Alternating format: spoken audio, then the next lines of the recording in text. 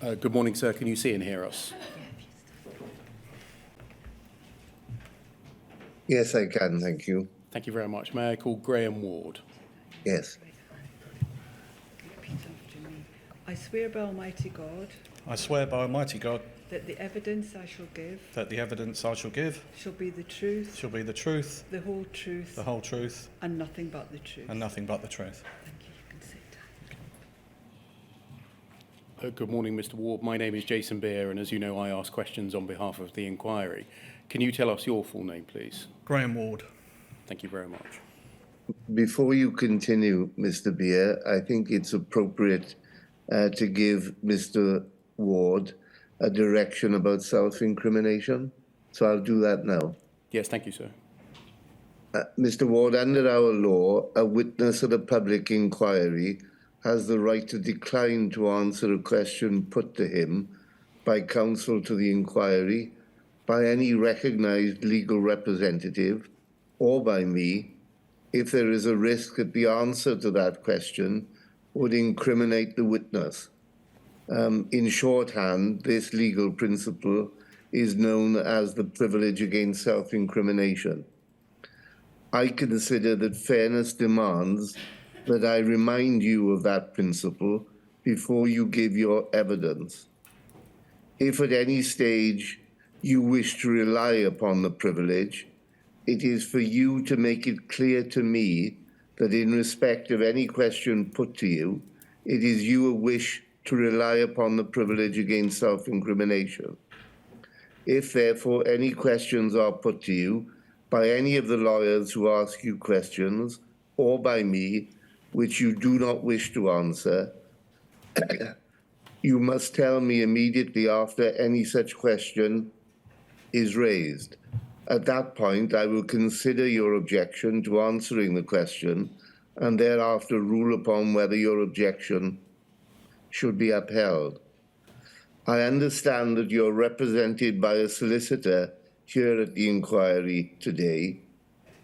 No doubt if the issue relating to self-incrimination arises, that solicitor will assist you, and if at any stage during the questioning you wish to consult your solicitor about the privilege, you must tell me so that I can consider whether that is appropriate. Do you understand what I've just said to you, Mr. Ward? Yes, I do. Thank you. Then over to you, Mr. Beer. Thank you very much. Now, Mr. Ward, you've helpfully made a witness statement to us in the inquiry. It's a 35-page witness statement, excluding its appendices. Can we turn that up, please? It's WITN 1059-0100. It should be at tab A1 in the bundle in front of you as well. Now, I think there's an amendment that you would like to make to it, to paragraph 4B, which is on page 2. That's correct. And, sorry, 4D on page 2, right at the 4D. bottom. Yeah. When it says in around 1995, I joined the Post Office investigation team, do you wish to amend that to in around 1995? Yeah, it says around 1997, but it's actually 1995, yeah. Okay, so it should read in 1995. Yeah. Okay, thank you very much. And then if you turn to the last page, please, which is page 35, is that your signature? It is, yes. And with the amendment that we've just made, are the contents of the witness statement true to the best of your knowledge and belief? They are. Thank you very much. You can put that to one side, thank you. And that can come down. Now, I think you joined the Post Office in 1984 as a counter clerk, is that right? That's correct. And you left in May 2016 as mail conformance manager within the National Network Conformance Team, is that right? That's correct. If I can go at a canter first through your various positions, Yeah. and then come back and explore each of them in a little more detail. Yeah. So I think 1984 to 1992, you were a counter clerk at branches in South London, is that right? Yeah, that's correct. In 1992, you became an assistant area manager in the London South West District. That's correct. In 1993, you became an auditor in the South East Regional Audit Team. Is that right? Yeah, that's correct.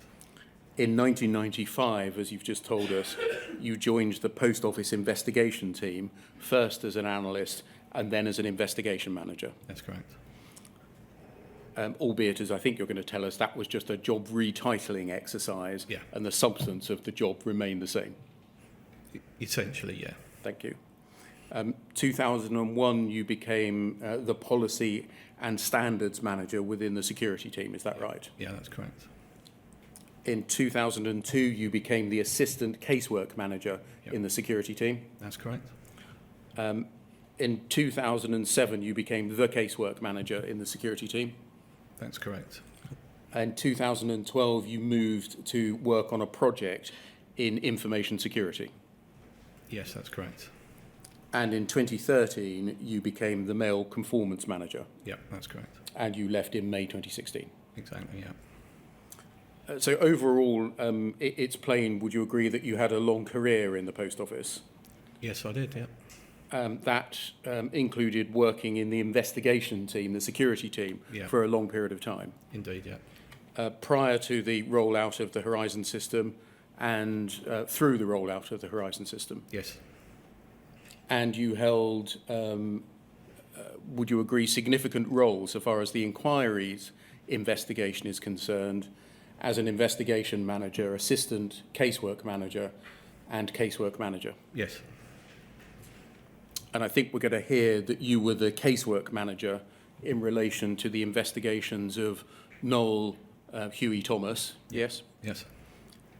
You were a financial investigator in the proceedings against Julian Wilson. Correct. And you were involved in a capacity in the civil claim concerning Lee Castleton. Correct, yeah.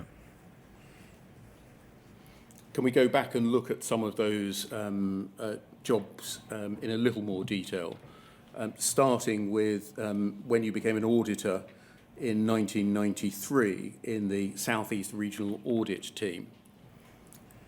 You tell us that that involved auditing branch accounts and undertaking various compliance tests. Is that right? That's correct, yeah. Did you have any professional qualifications when you became an auditor?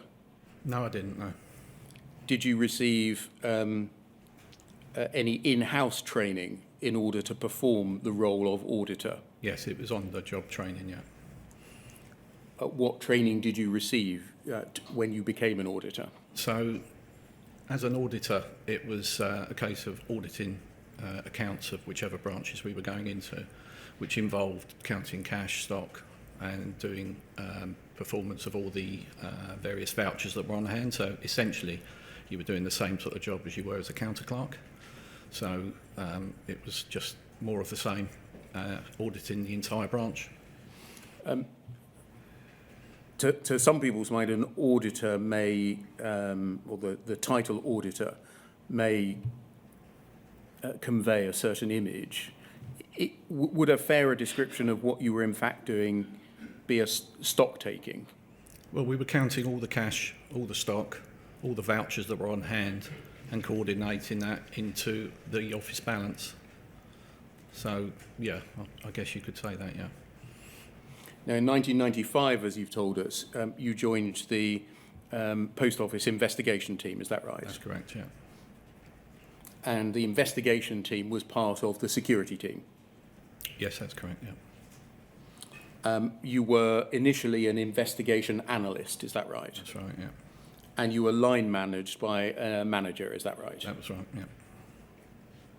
And you tell us that you attended 2 weeks of formal training provided by something you describe as the Royal Mail Training Team. Yeah. And was that assessed training?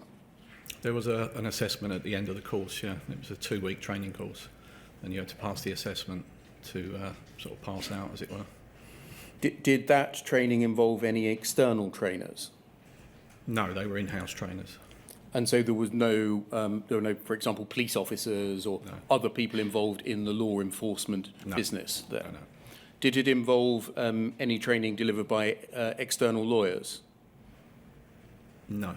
Did it involve any training delivered by lawyers at all? I don't remember any lawyers during that 2-week session coming to the course, but there may have been, but I don't recall. In a subsequent part of your statement, you recall there being a training session about disclosure. Was that within the 2-week course, or was that a separate course? I believe that was probably a separate. I don't recall it during that 2 weeks, but it was a long time ago.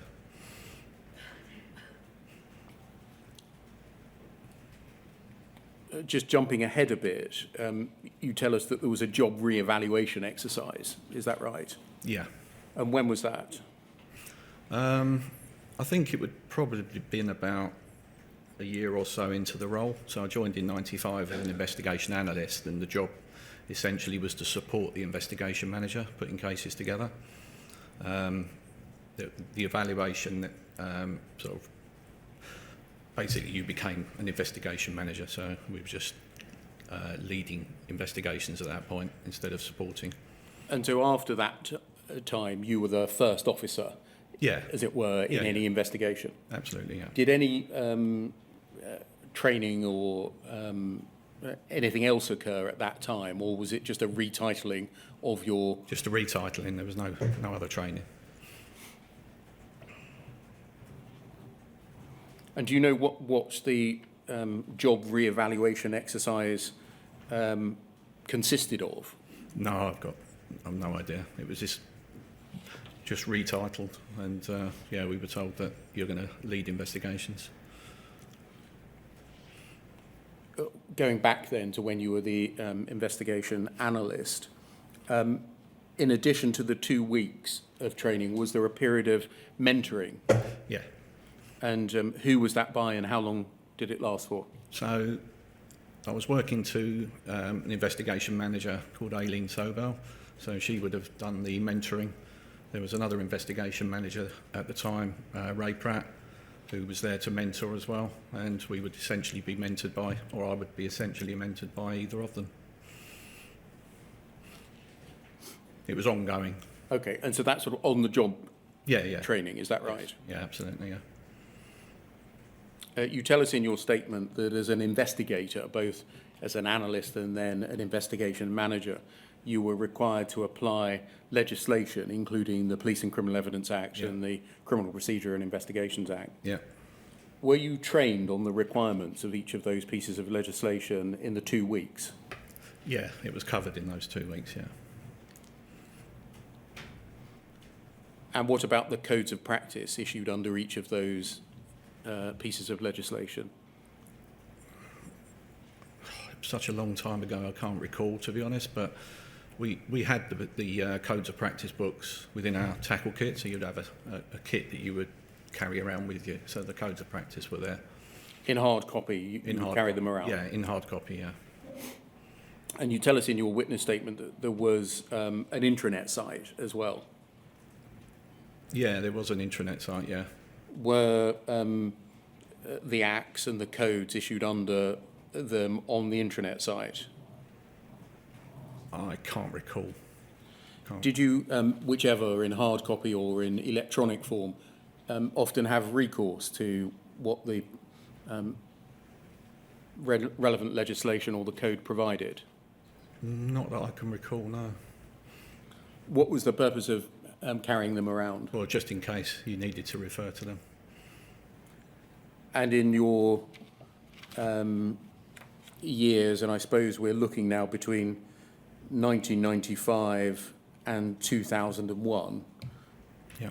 when you became the policy and standards manager. Yeah. In those 6 years, there wasn't the occasion didn't arise that you ever needed to consult them? Not really, no.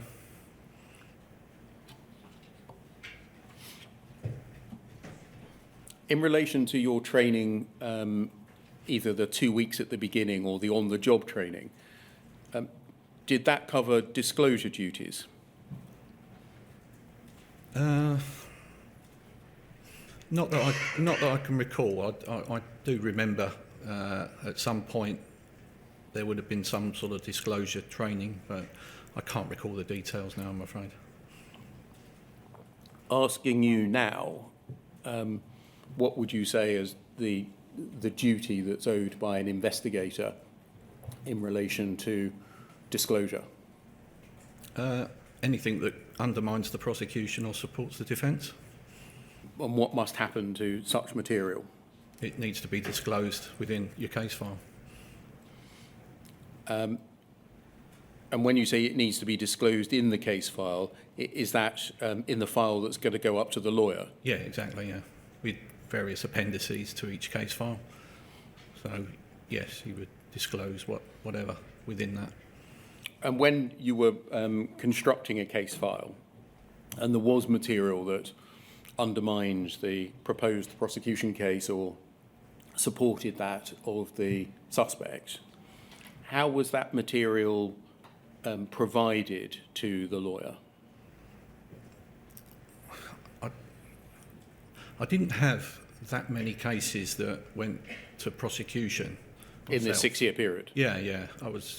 There weren't that many. If there was material that needed to be provided, it would have been in hard copy in the case file. I deliberately asked an open question there because one way of providing disclosure to a lawyer and then to a defendant is to list it. Yeah. To say there's Yeah, document it A, would document be B, on document it would be C. on a schedule within the appendice.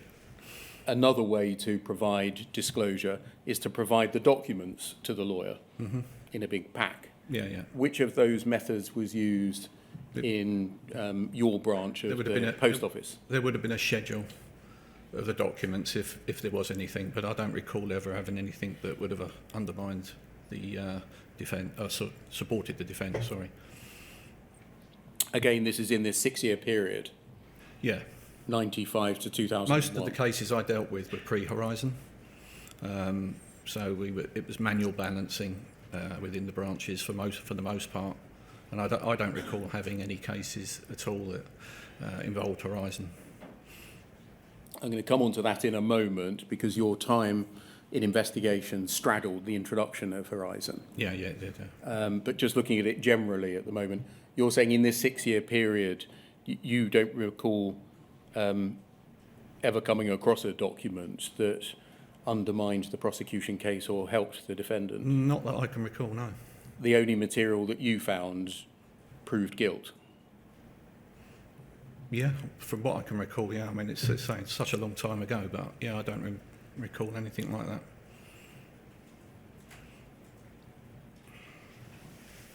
What about your training on pursuing reasonable lines of inquiry? Can you recall what that was? No, I mean, the training was to pursue all reasonable lines of inquiry. I mean, to do a thorough investigation, and that's what we tried to do. And what would you understand that to mean, a thorough investigation?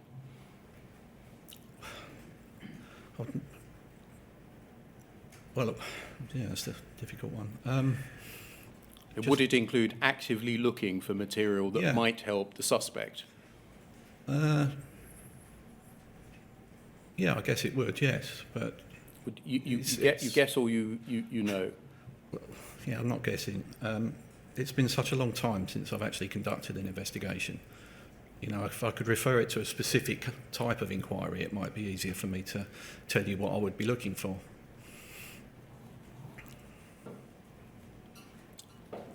Do you remember the introduction of the Horizon system? Yeah, vaguely. I think it was around 99, 2000-ish. That's right. Yeah. Did you receive any training when it was introduced as to the operation of the Horizon system? Not that I can recall. I think we went on a very brief kind of introduction, but it wasn't thorough training on everything, no. And you say you think you went on a very brief introduction. Was that sort of in a branch, in an office somewhere, to see how the counter worked? Yeah, exactly that, yeah. I mean, the operation of the cash accounts and the balancing essentially was the same, but on a computer. So, yeah, the training wasn't sort of thorough. It was a brief overview, as you say. And Was that sort of a half day, a day, or longer? Probably a half day, I would say, but I genuinely can't remember. Okay. Did you get any training at that time when Horizon was being introduced in the types of data that it produced that might be relevant to your role as an investigator? Not that I can recall, no. Can you recall any discussion within the investigation team? Look, we're now going over to a computer-based accounting system. This is going to fundamentally alter the way that we obtain data in order to investigate and perhaps prosecute sub-postmasters. We need to know what this computer system, not in the branch, not what the keypad and the monitor looks like, but the back office functions, what data it produces, where they're stored, what they mean, how we interpret them. Was there anything like that? I genuinely can't remember. I'm sure there must have been some kind of a guide as to the sort of data that could be obtained from Fujitsu, but I really don't remember, I'm afraid. I'm sorry. Were you as an investigator trained in how to analyse the data produced by Horizon? Not that I can recall, no.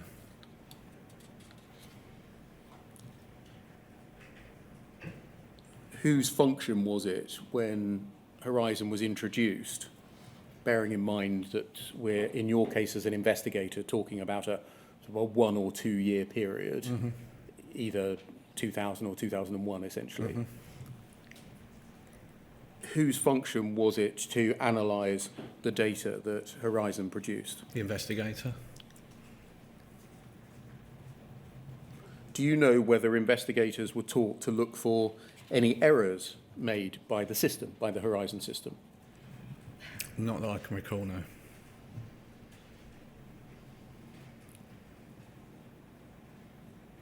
Was the potential for the system to make errors something that was identified when it was introduced to you as an investigator? No, it wasn't, no. In what way, if any, did the investigation team's investigation processes and practices change after the introduction of Horizon?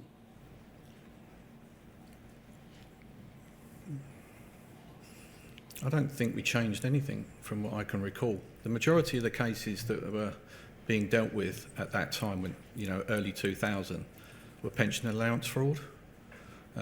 Whether it was overclaims or whether it was stolen pension books, it was a problem right across the country, and London was a particular hotspot where I was working. So the Horizon data was actually very useful for that because it provided us with more information than we used to get from manual balancing. So Horizon transaction logs would identify a user ID who'd processed the transaction and a time, which was very helpful.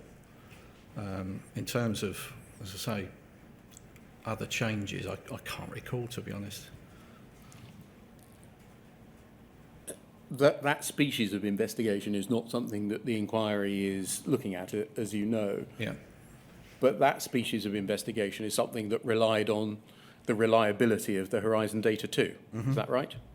Yeah, that's correct, yeah. Were you or members of the investigation team around you informed of issues or problems that had arisen in the course of the testing, acceptance phase, and then the rollout of Horizon? No. Were you told about any measures that had been put in place to monitor the continuation of such errors and the rectification of them? Not that I can recall, no.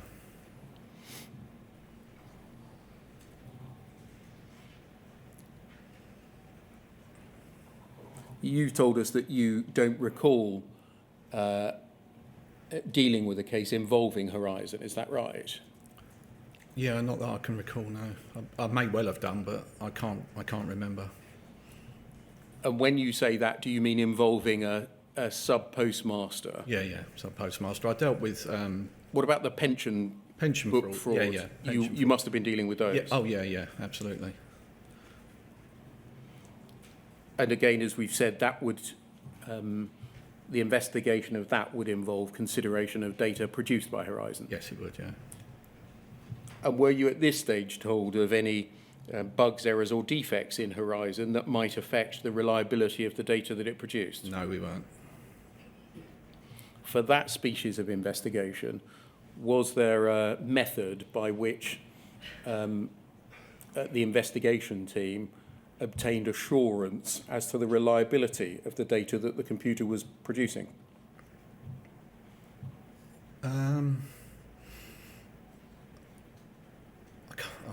I can't remember. I really can't. It's that far back.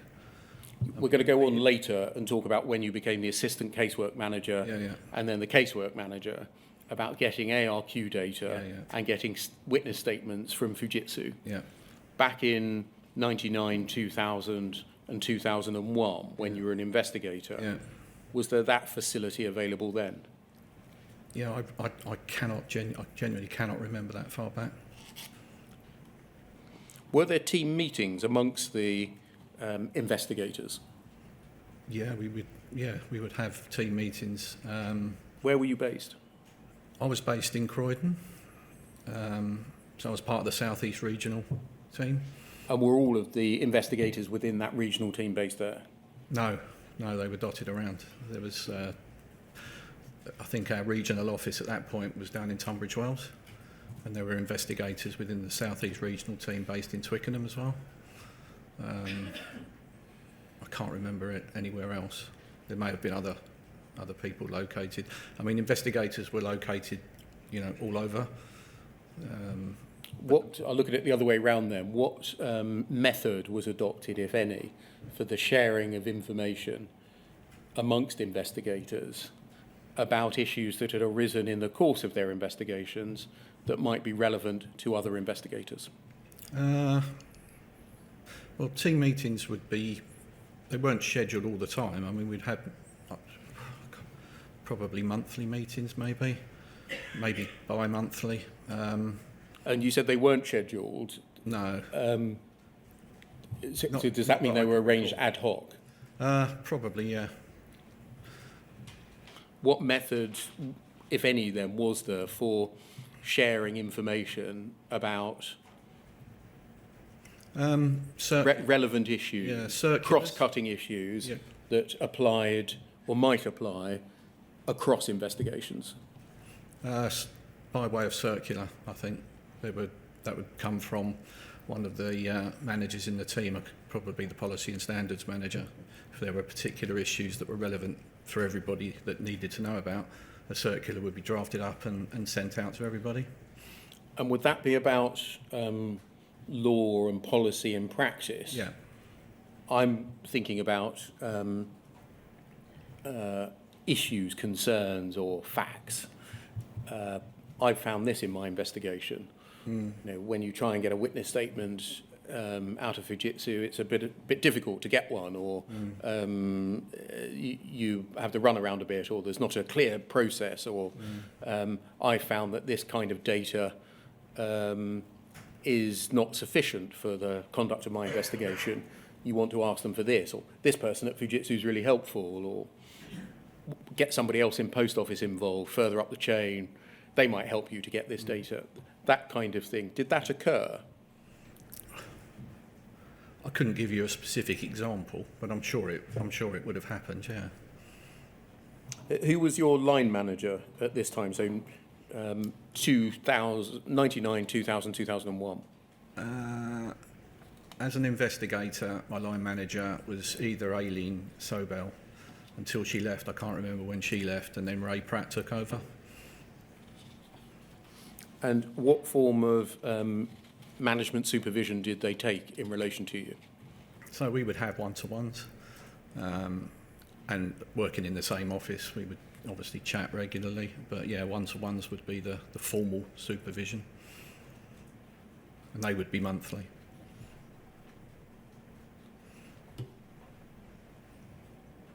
You moved into the role of assistant casework manager in 2002. That's correct, yeah. Can you describe what the function of the assistant casework manager was?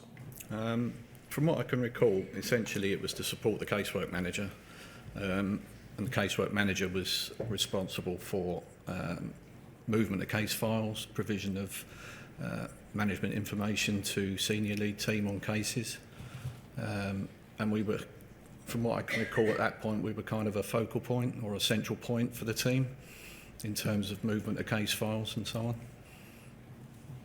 So just tell us what the purpose of the role was, of casework management. So the purpose of casework management, as I recall, would be to monitor the progress of case files from raising a case. So you would receive, we used to have a spreadsheet that we ran for casework. We also had a spreadsheet for incidents that were reported to us across the network in the South East region. And we would just, if there were a series of losses at a particular Crown office, we would put that together and consider raising a case. Cash centres would be similar. If there were a pattern of losses, we would raise a case. For audit losses, pension allowance fraud, as we've mentioned, was our main source of investigation at that point. I think pensions went onto card account, I think it was around 2003, so that sort of stopped at that point. So first of all, was it a national function? Yes, it was, yeah. And so did it apply to cases involving post offices in England and Wales? Yes, it did, yeah.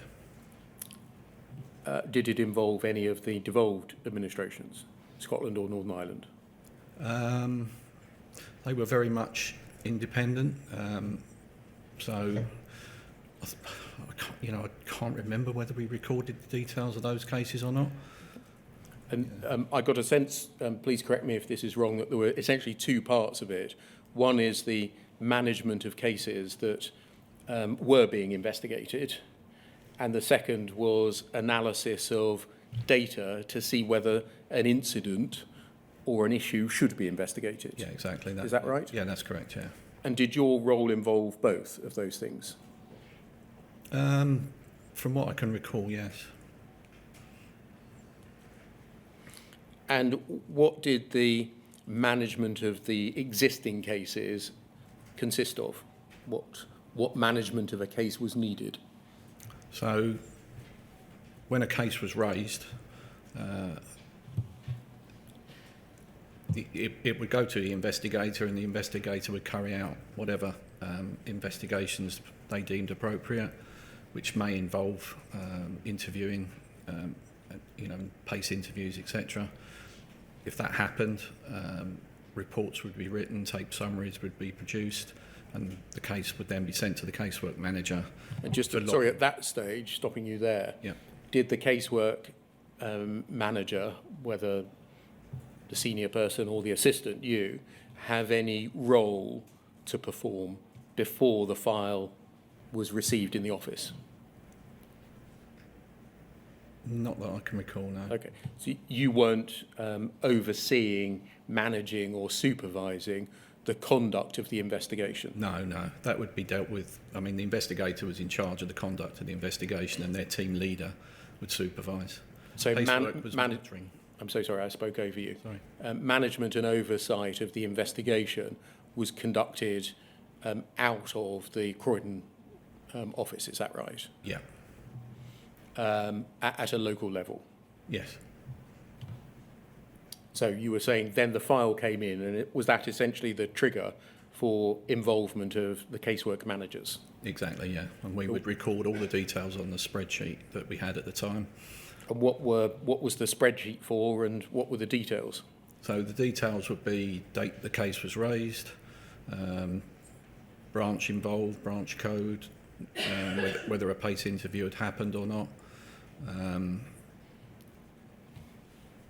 why were you recording that data, those data? For information, so that it was provided upwards, so they could monitor the number of cases that were on hand, the number of interviews that were being conducted, and the progress of the case when it was passed through to the legal team. And why was it necessary to have that information?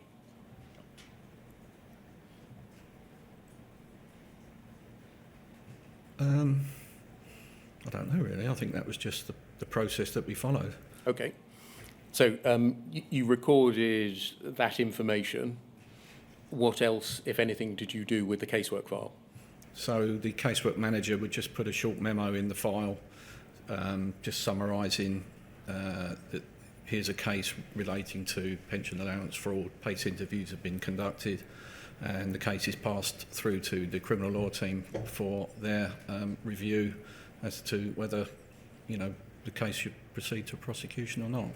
And so the casework management team was responsible physically for receiving the file, Yeah. and physically for passing it on to the lawyers. Exactly, yeah. Was any compliance check undertaken? I can't remember when compliance came in. There was a time. There was a time when compliance was performed, yeah, on cases. And what did compliance consist of? So that was all about the structure of the case file and the uniformity of the case file, and reference to making sure that within the body of the report, if there was reference to a particular exhibit, it would be included in the right appendices envelope, and paginated, red label. It was about consistency and uniformity. And Was it about quality? it was to drive up the standard of the case file to ensure a consistency and an accuracy in the way they were being presented. In terms of the sorry to interrupt you. The things you've listed may sound like presentational issues, yeah, about the right stickers and the way it's set out. What about the quality of the investigation? Was that addressed?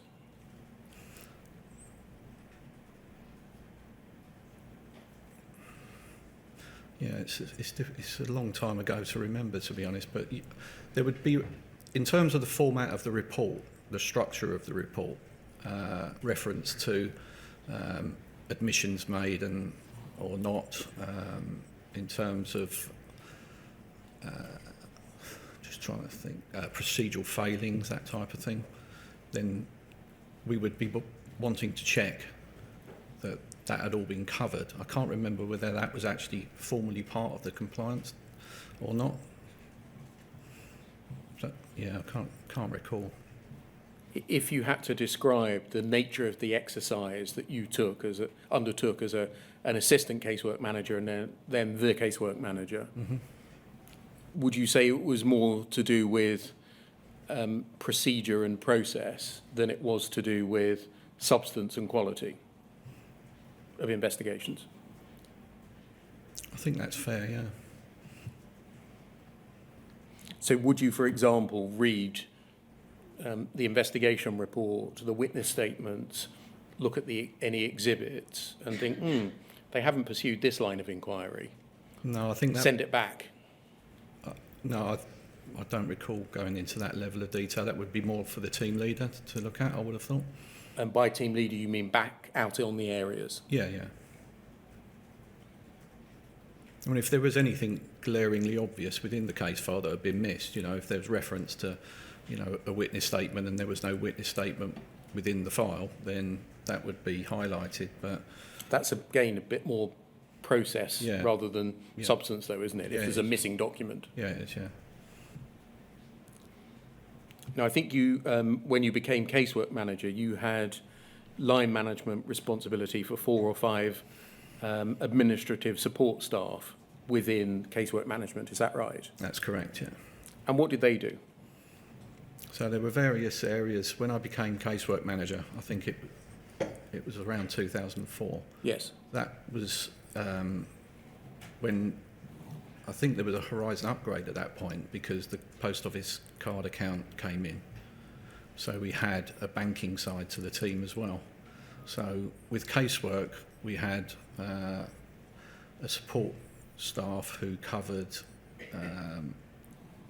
we had somebody who dealt with stationery and stores for the whole team. So that was one role. We had a support member of staff who used to monitor losses and issues at cash centres. We had somebody who covered the directly managed branches.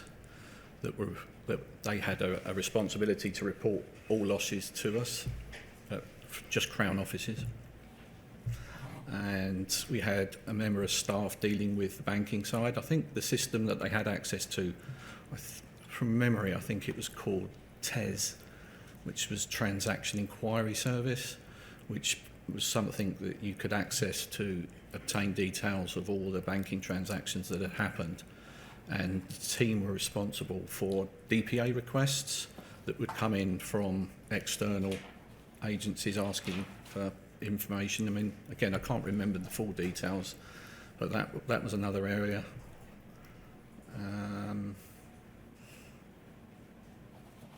Yeah, I think, and we had a couple of managers come in at the time as well, who were sort of supervising the different sort of the different postal officers or support staff that we had. And who were they? So Jason Collins, and I think from memory he dealt with the casework side of it as well, and Natasha Bernard, and she dealt with the banking side.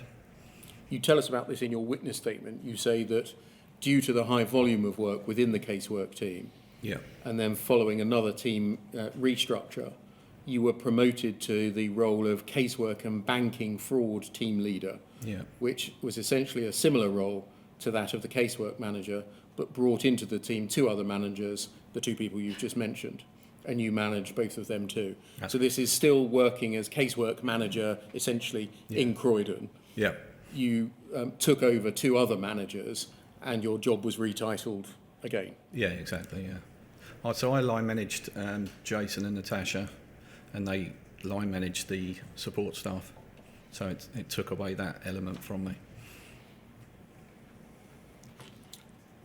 One of the things that you tell us in your witness statement was your responsibility was the provision of performance statistics to senior management. That's correct, yeah. What were the statistics that you supplied to senior management? So it would be the losses, the total value of losses for cases under investigation, the number of PACE interviews, the number of cases where charges have been preferred, summonses issued. Convictions? Yeah, convictions, yeah. Can't remember the rest, to be honest, but... Money recovered? Yeah, I mean, POCA started around 2003, 4, I think. The Act was 2002. Yeah, the Act was into effect in 2002. 3. Yeah, but we didn't get financial investigators straight away, I don't think. I think they came in around 2004-ish. I'm not 100% clear, but... Was there no recovery before POCA came into force? Well, realistically, no. I mean, in terms of benefit fraud and the pension frauds that we've spoken about, the loss wasn't the post offices. That would be the DWP as it was, or I think it was DWP then, benefit agency. So, that wasn't our losses. I think prior to POCA, compensation civilly would have been pursued, but that wouldn't have been our team dealing with that. That would have been the civil litigation team. What was the purpose of the provision of these performance statistics to senior management? I presume to justify our existence, to demonstrate that, the role that we were performing.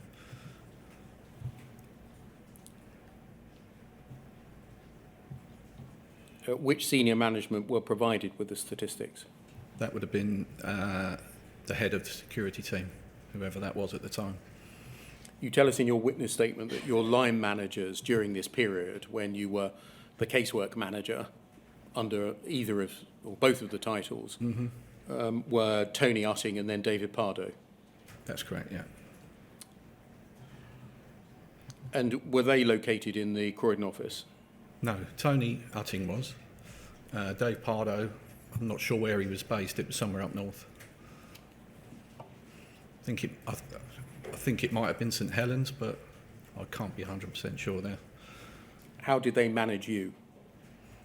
So with Tony, he being based in Croydon, he was on hand and Dave Pardo. He would come down to London quite often to, undertake one-to-ones. But I would say I was well supported by both in my role. Going back to the provision of performance statistics, to your knowledge, were any members of your team or you paid bonuses or performance-related pay in this period? And this is going back to 2004-07? Yes. Yeah, so when you were the casework manager and then the same job under the different title until 2007.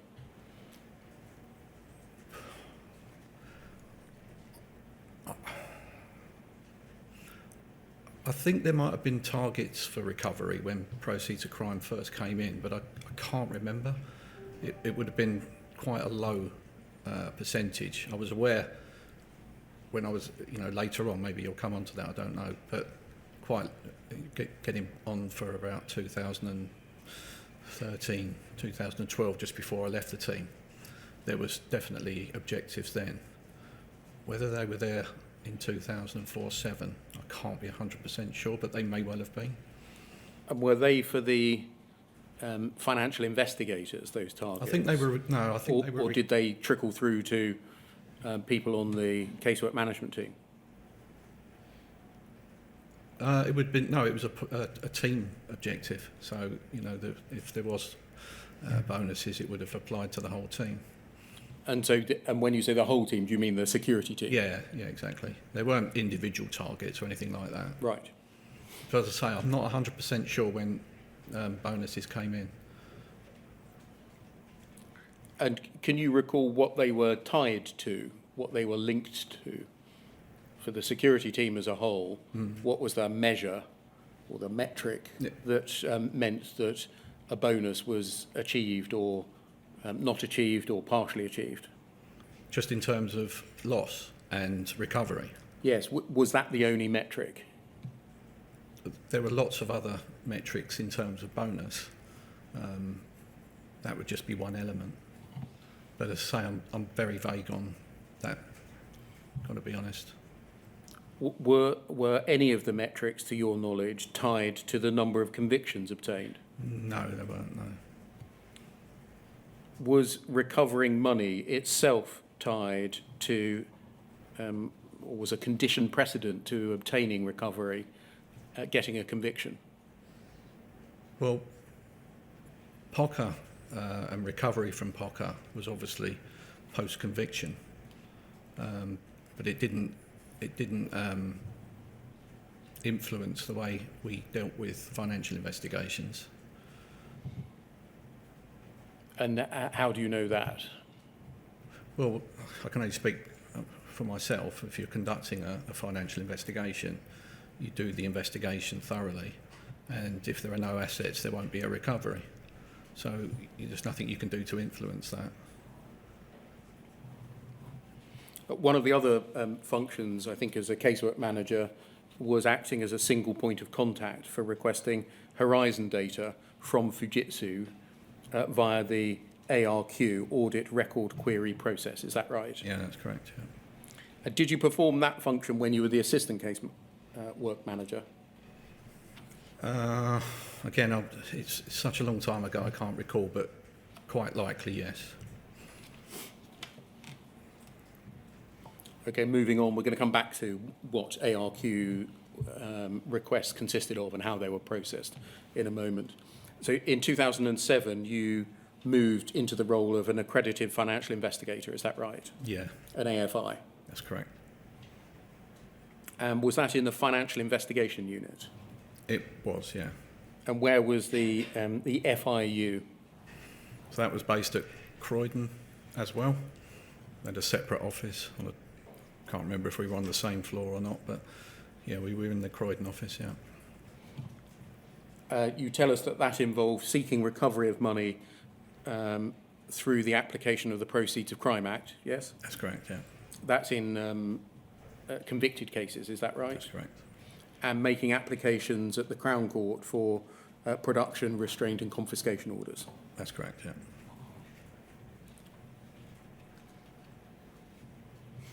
You tell us that your previous experience as an auditor, investigator and casework manager provided you with a good background and understanding of financial investigation work. Yeah, I believe so, yeah. By this time, 2007, were you aware of any bugs, errors or defects in the Horizon system that could affect the reliability of the data that you were working with? No.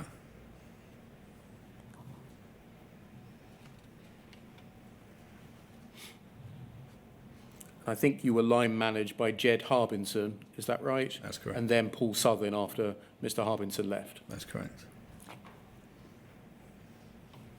Was there a floor below which financial investigations were not pursued? A lower bound figure? Yeah, I can't remember what the value was.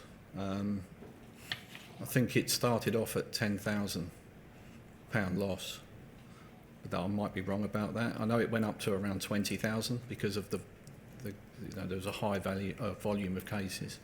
So I think the trigger was around 20,000. When the figure went up from 10 to 20 and then 20 to another figure, was the reason for that the volume of work? Yeah, exactly, yeah. So this was meant as a control measure, is that right? Exactly, yeah. To limit the number of, regulate the number of investigations being undertaken? Yeah, from a financial investigation perspective, yeah. Does it follow that as the figures progressively went up, 10 to 20 and then 20 to another figure, which you can't now remember? I'm not sure it went up above 20. Okay. That signalled that there was an increase in work, an increase in, if you hadn't changed the figures, there would have been an increase in work, Yeah. an increase in the volume of convicted people.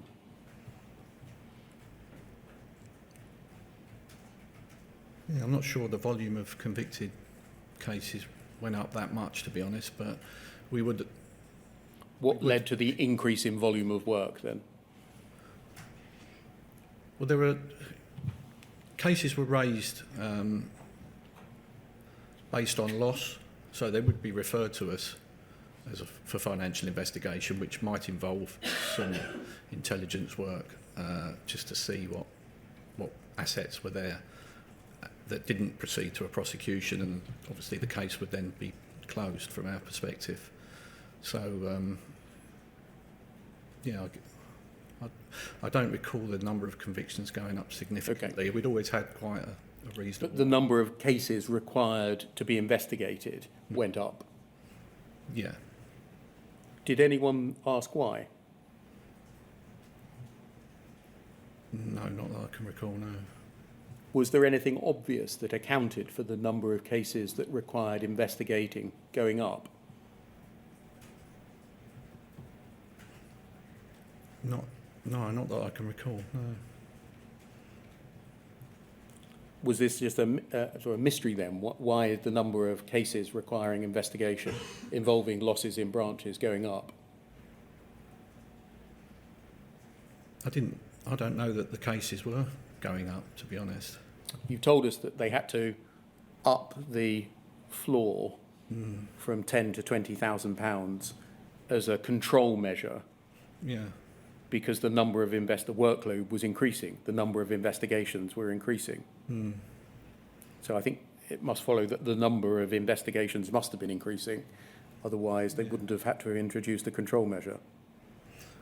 I think the financial investigators were flooded with cases from the outset. I mean, we didn't have financial investigations pre-2003, whenever it was. So I don't know that they'd gone up significantly. So I don't know that that's true, because there were always a high volume of cases within the team. And so there was a high volume from the start, Yeah. which was always too much, and that's why they had to increase the floor from 10 to 20,000 pounds. Yeah, I would say that's fair, yeah. Rather than an increase in the number of cases requiring to be investigated from the start of financial investigations occurring? Well, as I say, there were always a high volume of cases for financial investigators to look at right from the outset. Not all of them went to conviction, though.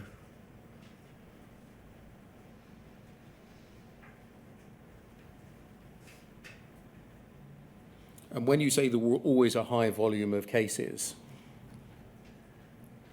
does that mean that there was a surprisingly high number of cases that required to be investigated, or there weren't enough investigators, or both?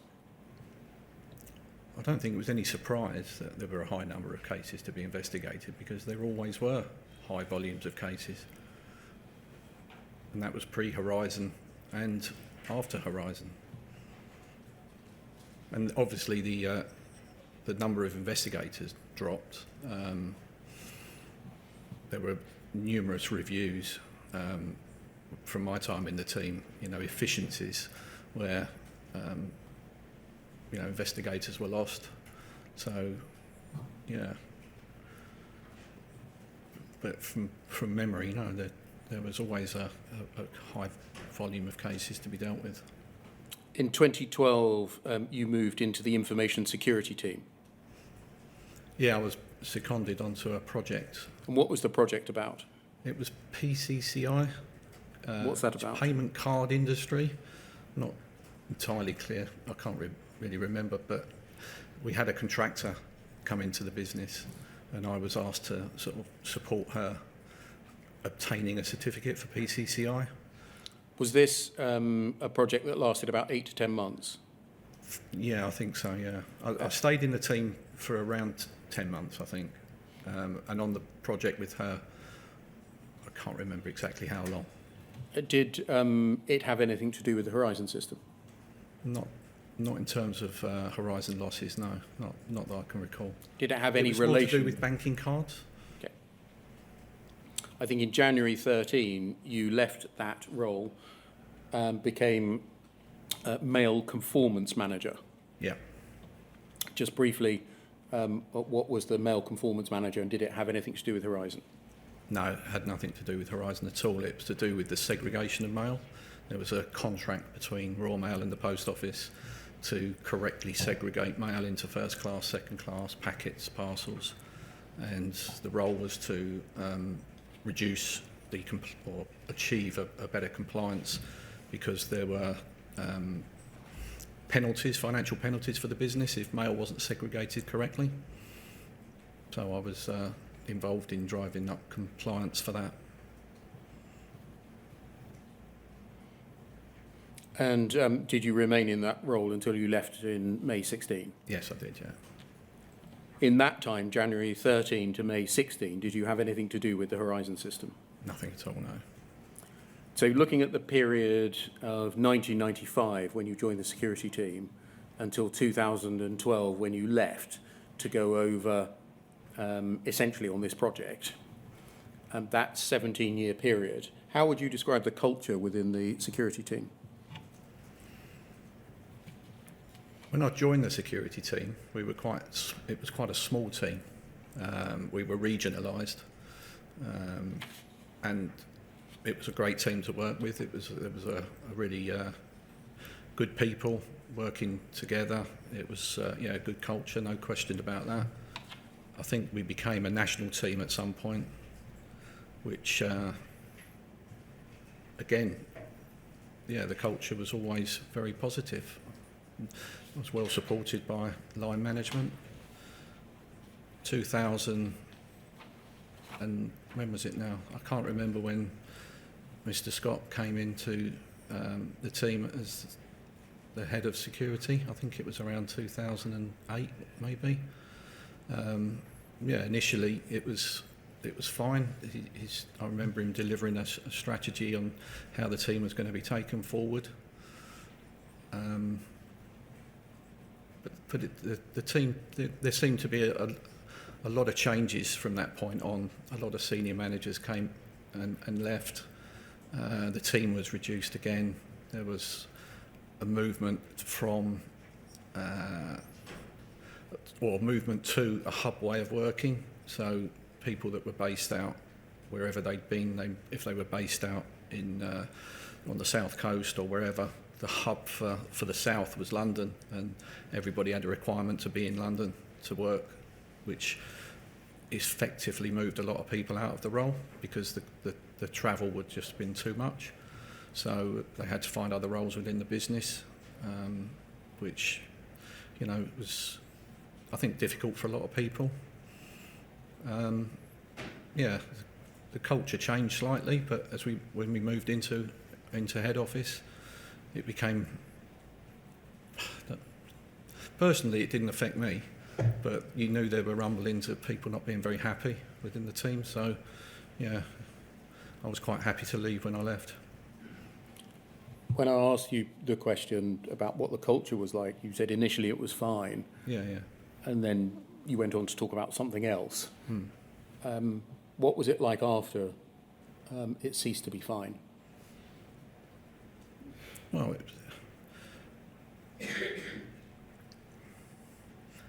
it just wasn't a happy team to be in from sort of 2008-9. It wasn't particularly happy. And was that, and I'm going to divide things into two here, which might not be the only way of doing things, was that about your own working conditions and practices, i.e. the things that affected you as employees of Post Office, salary, job structure, management lines of reporting, distance of travel to work, pay and conditions, those kind of things? Or was it, on the other hand, the substance of what you were being required to do? Yeah, it was just a feeling of how the team was when it was when we were regionalised, or when we were within South East region. It was more personable. It just seemed to change. The culture of the business seemed to change, in my opinion. So, you know, I was very happy to leave personally. Do you know how the Post Office Investigation Department was viewed by other parts of the business, including by sub-postmasters? Well, I'd imagine the Post Office Investigation Department wasn't very popular because of the job we did. I can go back to the days of being an investigator, you know, pre-Horizon. We had a very good relationship with the Sub-Postmasters Federation at that time. You know, they were very supportive of the work we were doing in terms of the pension allowance frauds. They were always invited to interviews and what have you, so, you know, we got on very well. But I don't know how the relationship with the Federation developed after that.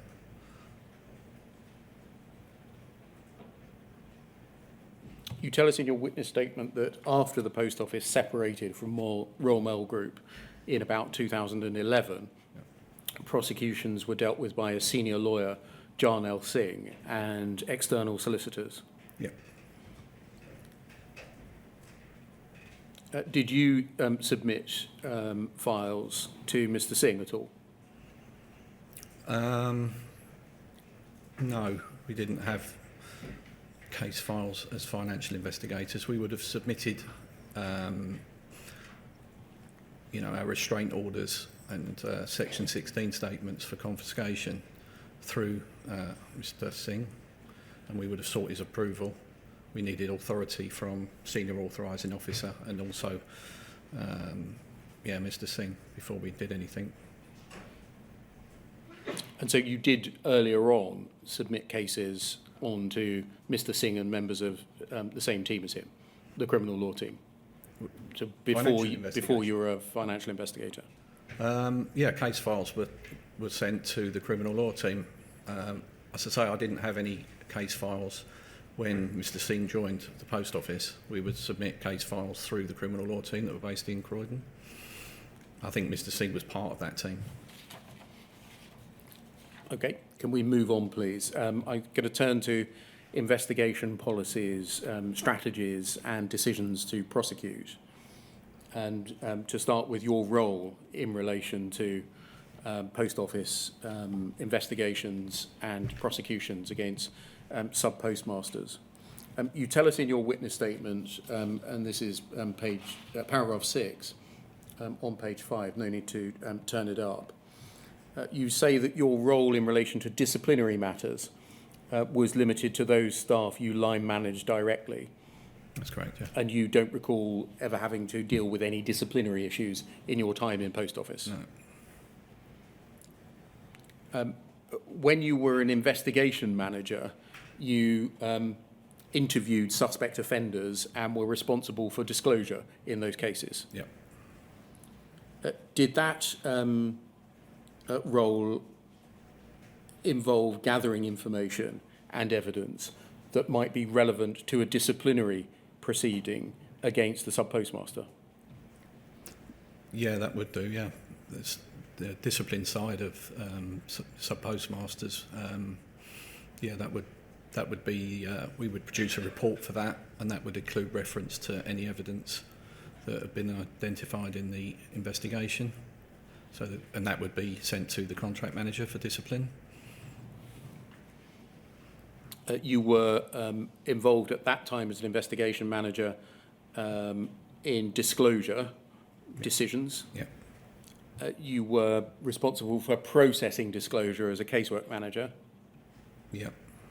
And as a financial investigator, were you responsible for disclosure? Yeah.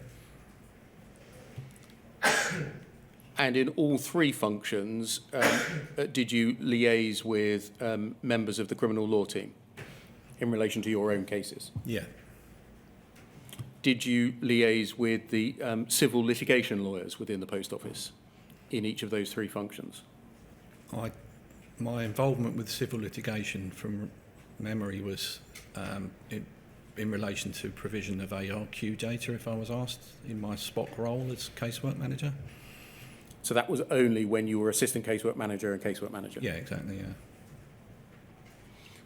Did you have any involvement in what might be described as litigation strategy or prosecution strategy? No. At any point in your career in the post office? No, not at all.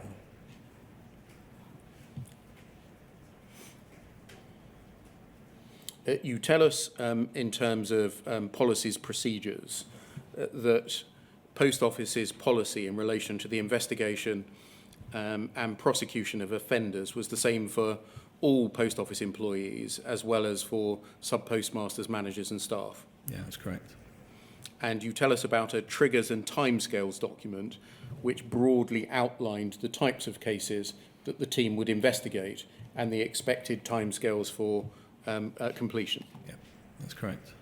Can we look, please, at poll 0010 5221, please?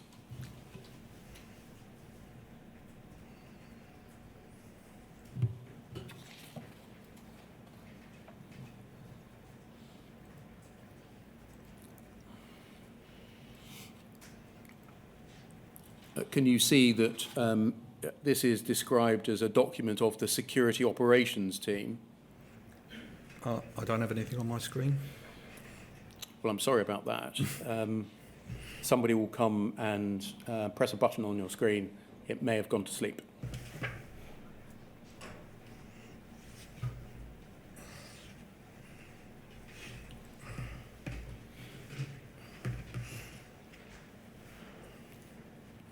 As I said, somebody will come and press a button. Ah, good.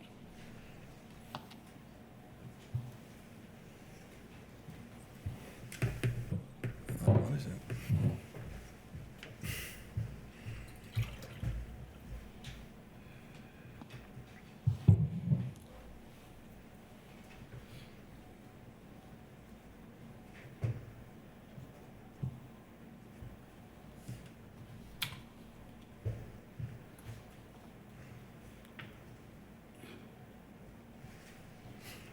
Is that now working? Yep. Can you see the triggers and timescales document on the screen? Yes, I can, yeah. Is this the type of document you were referring to when you referred to a triggers and timescales document Yes, it is. in your witness statement? Yes, it is, yeah.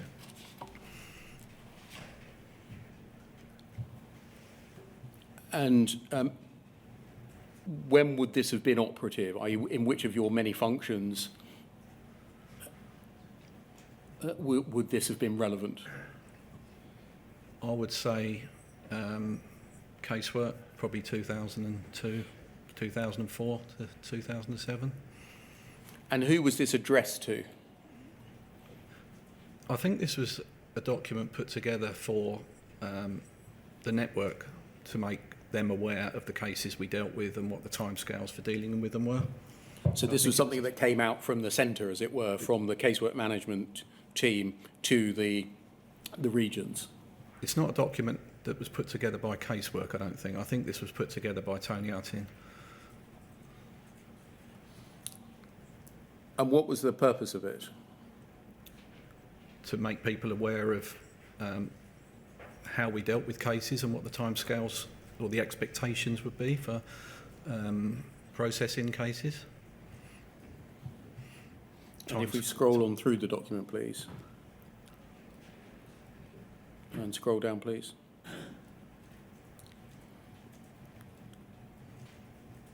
We can see that essentially the steps in the first two columns, and then the time by which that step must be taken in the last column. Is that right? Is that how it works? Yeah, that's correct, yeah. And then if we scroll on, please.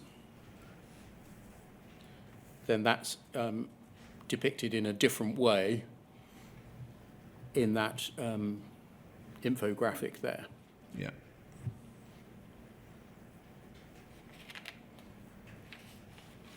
And then if we can look, please, at poll 0010 5220.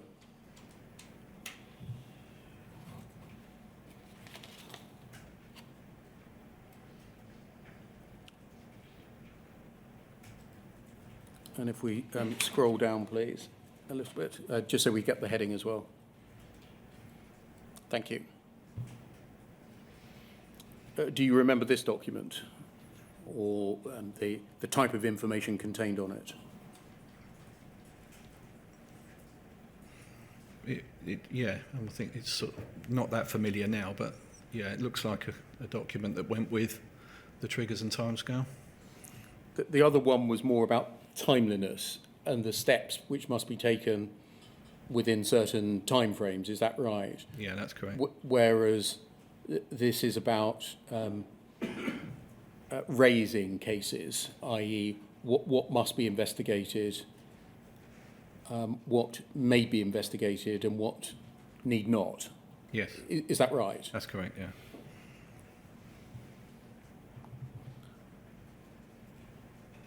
And so looking at the first box, loss of any amount, where there hasn't been a suspension, case raise, what does that mean? Well, it just means Investigate. Raise a formal case for investigation, yeah. And so if we fell in that first row there, that need not be or should not be raised for investigation. Is that right? That's correct, yeah. And then there's the second box. If the loss is less than £1,000, same answer. Is that right? Yes. Between £1,000 and £5,000, there would seem to have been discretion as to whether or not to raise a case or not for investigation. Is that right? That's correct.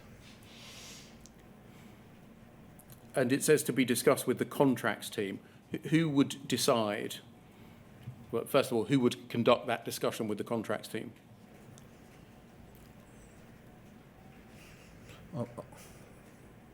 So if we're talking about audit losses, that would probably be the team leader for the area, I would think.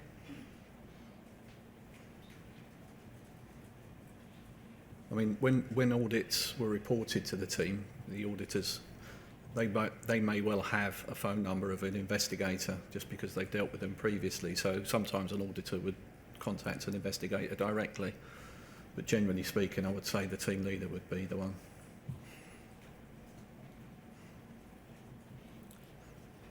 And who would make that decision, whether or not within that third row to investigate or not?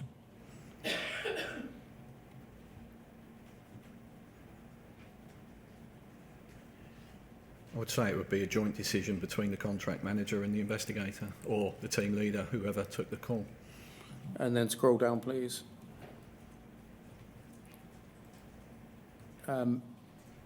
Loss more than £5,000, investigate. Is that right? That's what that's saying, yeah. And is that your memory of what the trigger for a certain investigation was, a loss of over £5,000? I actually thought it was higher than that, but if that's what the document says. I don't know whether there would have been a document following this. Do you know what date this was from? If we go back to the first page at the top, please. I can check to what document this was, to which document this was an appendix. All right. And therefore, I, over the break, I might be able to establish a date. Because, yeah, I mean, 5K sounds quite low. Feels low to you? It does, yeah, but that may well have been the case at that time. Well, it would have been the case at that time, but yeah, I think it might have been increased. If we just scroll down to the bottom, please. Thank you. It says that this is a guide only. Each loss will be assessed on its own merits and include other factors, admissions, resources, timescales, modus operandi. Yes? Yes. The document doesn't list whether there was evidence of dishonesty by the postmaster as a trigger for investigation. It's focused on the loss being the key into whether to investigate or not. Is that right? Yeah, I mean, obviously the investigation would determine whether there was dishonesty or not, but yeah, I mean, that's essentially what the document says, yeah. And was that the approach that was taken over time, that the amount of loss was the determining factor on whether or not there should be an investigation or not? I wouldn't have said so, no. I mean, if there was clear evidence of dishonesty, then that would have been investigated regardless of the loss. But as I said, the team reduced over time, so we had to be a bit more selective about the cases we could take on. I think when I first joined the team back in the 90s, I think we had somewhere in the region of 90 investigators. There were at least 9 or 10 teams, I think. Maybe 8 or 9 teams, maybe 70 or 80 investigators. I'd say it's not clear to me, but by the time I left, we had considerably less. So we had to be more selective on the cases we took. This does include MO, modus operandi, Yeah. as a factor to consider. Yeah. And I'm just asking, to your knowledge, was the decision primarily on whether to investigate or not, primarily based on the amount of alleged loss, which the table tends to indicate, or an understanding of what it was alleged that the postmaster had done? I mean, the table indicates that, I agree.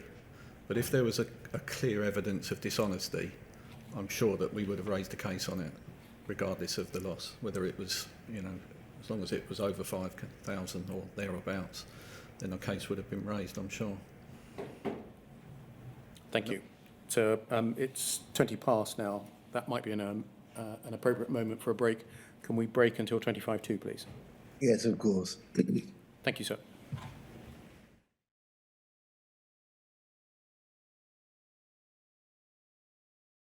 So good morning. Can you continue to see and hear us? Yes, thank you, yes. Thank you very much. Mr. Ward, can we look, please, at poll 00104747?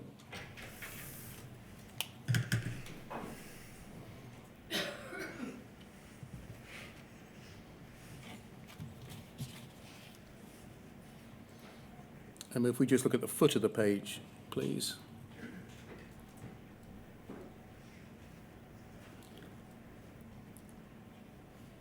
You'll see there's no date here. Go over the page. And keep going. And keep going. And again.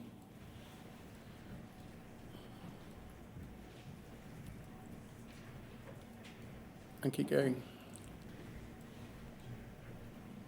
And keep going.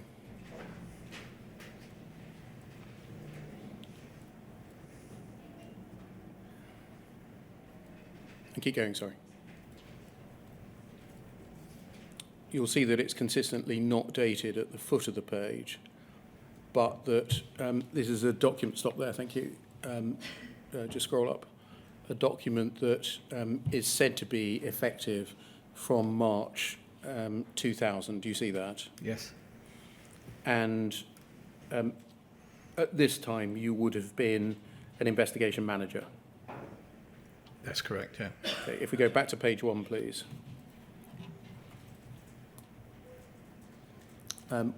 You'll see that it's described as a casework management document, part of investigation policy. And it's addressed to, I think, linked to accountability security managers. That would include you, yes? Correct. And the aim is to ensure that adequate controls are in place to maintain standards throughout investigation processes. So I suspect this is a document you can no longer remember, but would have been something with which you would have been familiar at the time. Exactly, yeah. Thank you. And if we look at reporting standards in the third box down, and look at the sort of a preamble to what we're going to look at in a moment, some criticism of refusing to disclose investigation reports. Yep, in the first bullet point there. And then if we can go over the page, please, to the second page, and look at the third bullet point. In England and Wales, legal services will decide what information will be disclosed to the defence in compliance with the CPIA 1996. So I've moved over all the parts that are about disciplinary and employment law processes to look at crime. And then the next bullet point down, if during the course of an inquiry failures in security or operational procedures are identified which may or may not be directly connected with the offences under investigation, a separate report should be made to the relevant function or line manager in order that remedial action should be taken. In the interest of maintaining good industrial relations and to maintain confidentiality, it's important that individuals are not named in this report and recommendations are made in general terms. The separate report will need to be listed on CS06D and possibly on E, and legal services will then decide whether such a report should be disclosed to the defence under the CPIA 1996. And then the next bullet point, the issue of dealing with information concerning procedural failures is a difficult one. Some major procedural weaknesses, if they become public knowledge, have the potential to assist others to commit offences against the Post Office, or to undermine the prosecution case, or to bring consignia into disrepute, or harm relations with major customers, unless the offender states he's aware that accounting weaknesses exist and he took advantage of them. It's important not to volunteer that option to the offender during interview. The usual duties of disclosure under the CPIA 1996 still apply. Thank you. That can come down.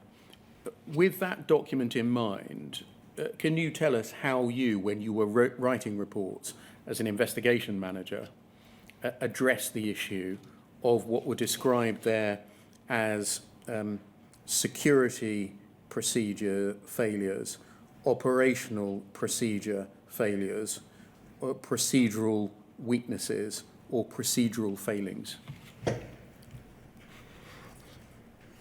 So I'm going back probably 22 years since I've probably dealt with a case. So it's very difficult for me to remember any specific cases that I dealt with where there were procedural failings. Do you think there obviously would have been some, but I really just cannot remember. There was one case I can remember, sorry, that just come back to me. It was a case involving a recruitment of a counter clerk working at a Crown office, and cutting a long story short, the person that turned up at the the branch as a new member of staff wasn't the person that went for an interview. And the only way it was found out was just his misfortune that the person who interviewed him was the branch manager at the office he turned up at. And the procedural failing there was that there was no photograph attached to the documents that were sent to the branch manager. So that was a procedural failing, which was highlighted in the report. So any procedural failings that you would come across When you say it was highlighted in the report, what do you mean by the report? so the offender report that I would have prepared for that case. This tended to indicate that needed to be addressed separately in a different document that went to and only went through legal services. Can you remember that being the rule? So the procedural failing would be in the report that went to legal services, but the procedural failing in the report that went to the discipline manager wouldn't be there. And why was that? Did you understand what the rationale was for that? So my understanding of the rationale for that would be that the discipline report would be available to the person being disciplined, which would then mean that you're highlighting a failing that could be communicated to everyone else. Might that not be relevant to their discipline case? Well, in the case I dealt with, not really, I don't think, no. Can you recall a case in which, other than the one you've just mentioned, in which it would be relevant or may be relevant? Not off the top of my head, no. Sorry. Okay, in relation to criminal cases, it seems that the documents were not to be sent to, from this policy, the criminal law team, but a report setting out what the procedural weakness or failing was to be sent to the criminal law team. Are you saying that was essentially within the offender report? Sorry. The Yes. procedural failing that was identified within the offender report, Yes.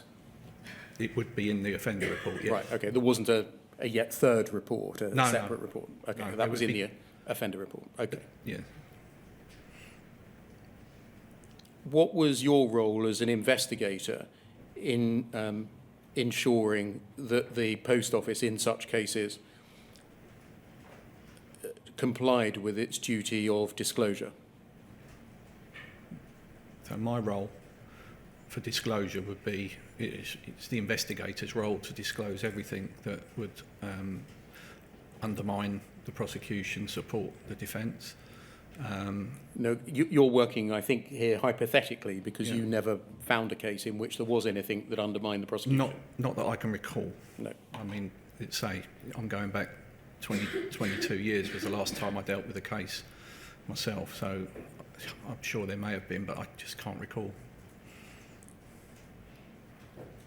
Was the limit of the responsibility to make legal services aware of it, or did the investigator perform a separate role of disclosure officer?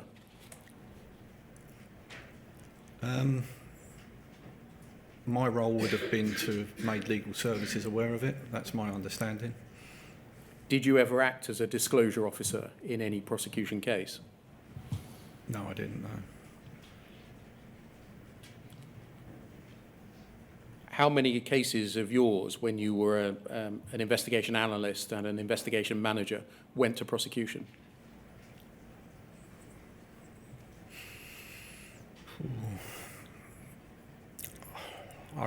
I would say 3 or 4. And is that, so that's between 1995 and 2001? Yeah. Yeah, because I was first officer from about 2004. Sorry, I've got my times mixed up, haven't I? Yeah, you became policy and standards manager. Yeah, in 2004, sorry. 2001, you told us earlier. I joined in 95 as an analyst. Yeah. From 97 to 2001. I was an investigation manager. Yeah. And in that time, I can think of 3 that I can remember. There may have been 1 or 2 more, but certainly no more than 5, I would have thought. And who acted as the disclosure officer if you did not? Well, I would have been the disclosure officer as such. You know, so it's my responsibility, but I didn't see myself as a disclosure officer. I know it's my responsibility to disclose everything, but I saw myself as the investigating officer. I appreciate it's a kind of a dual role, but yeah, I wouldn't have seen myself as singularly a disclosure officer. But yes, I knew it was my responsibility. Your responsibility to do what? To disclose everything that was relevant to the case, and if it supported the defence or undermined the prosecution, then it needed to be disclosed. When you became the assistant and then the casework manager, was it the casework manager's responsibility to ensure that all reasonable lines of inquiry had been exhausted? No, not that I can recall, no. You told us earlier that those working in casework might point out anything obvious, like a missing witness statement or a missing exhibit. Yeah. Does that describe the extent of casework management's oversight of the quality or the substance of an investigation? Yeah, as I say, from memory, the team leader would be the one who would have more oversight of the case and the conduct of the case. Did files have to go through a team leader before they were submitted to casework? I think so, yeah. And do you know what function the team leader performed, what checks the team leader performed? No, I don't know.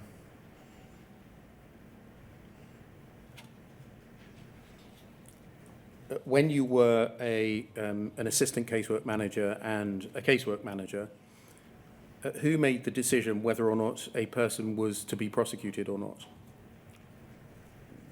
That would be the lawyer within the criminal law team.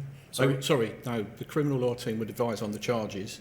The decision to prosecute would be down to whoever was the prosecuting authority, which was generally the head of the security team or investigation team, whatever it was at the time.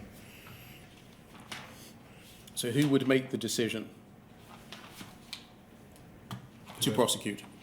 The decision to prosecute, from my recollection, would be whoever the prosecuting authority was at the time. So it could be the head of security.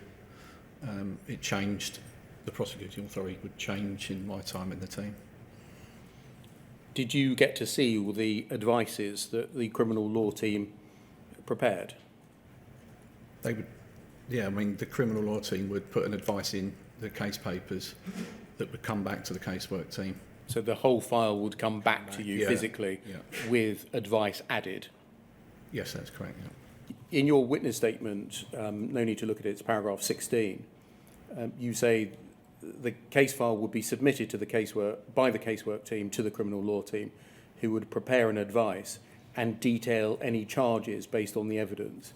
Is that right, that before the file came back to you, they would outline the charges that they suggested be pursued? Yeah.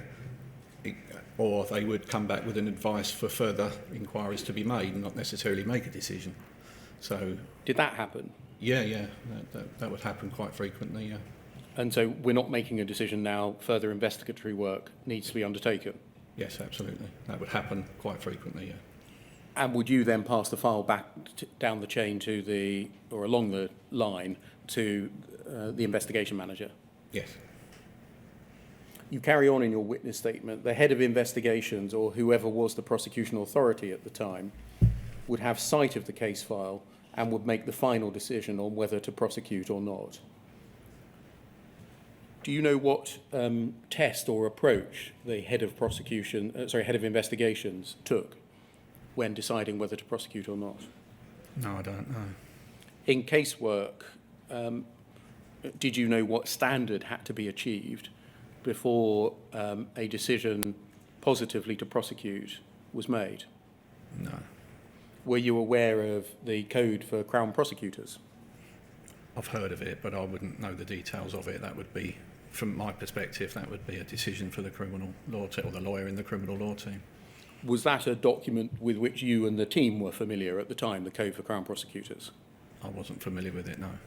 Was any filter applied by the casework team by reference to evidential sufficiency?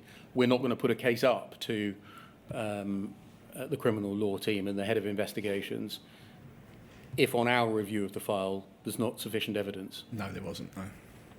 So were you literally postboxing it? Essentially, yeah. And as we said earlier, the compliance didn't address that, evidential sufficiency. The compliance checks didn't address evidential sufficiency. No. Thank you.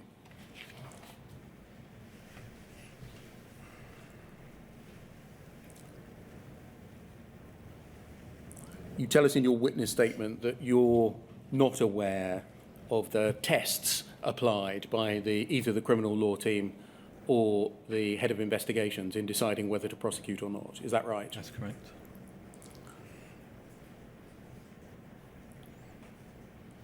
And so is it right to say that the role played by casework team members in decisions to prosecute was essentially moving files from one place to another? Yes, I would agree with that, yeah.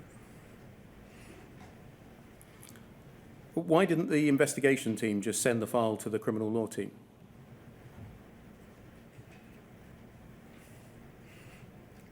Yeah.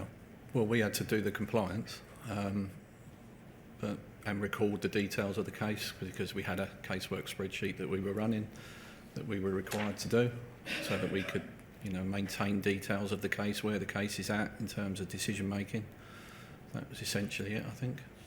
So it was about numbers and you called them earlier whether the stickers were in the right place, or I think one of the casework compliance things was whether something was written in the right font and of the right size. That was part of the compliance, yeah. It was that kind of thing compliance was aimed at. Yeah. Do you know why compliance didn't look at substance? No, I didn't. I don't know. Thank you. Can we turn to your role in casework in obtaining data and witness statements from Fujitsu? You tell us over a large passage in your witness statement, it's paragraphs 34 to 54 of your witness statement, your involvement in obtaining ARQ data and analysing it. Yes? Me analysing it? Yes, i.e. that you didn't. Yeah, I didn't, no. What training did you receive, if any, in the obtaining of data from a computer system for the purposes of disclosure in criminal proceedings? I didn't have any training at all in that.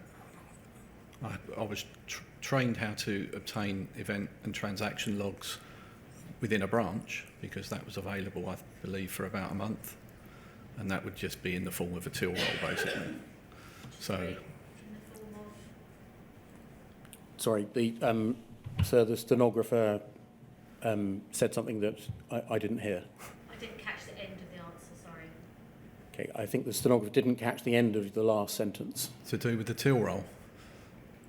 Yes, I think that was the one. So within the branch, you could obtain event and transaction logs. I believe it went back a month, which were quite unwieldy to look through and analyse. But I was shown how to do that. But in terms of the data that was provided by Fujitsu, I didn't receive any formal training at all. It was in the form of an Excel spreadsheet. So and the columns were explained to us what was in each column, and it was all fairly common sense stuff, to be honest.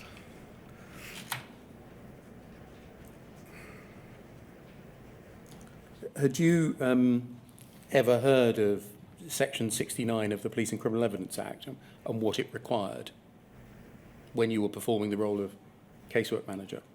Section 69? No, I don't. It doesn't ring a bell with me, sorry. Had you ever heard, if not the section and the act, anything about what the law required in criminal proceedings as to the nature and quality of the evidence produced from a computer? Not that I can recall, no. When you were performing this role as casework manager from 2002 onwards, as an assistant to start with, were you aware that there had been a law change prior to your taking up the function that was relevant to that issue, or may have been relevant to that issue? If we're getting data from a computer, there's certain things that we have to do alongside that to prove it in a court. No, I wasn't aware of that. And that there was a change in the requirements. No, wasn't aware of that.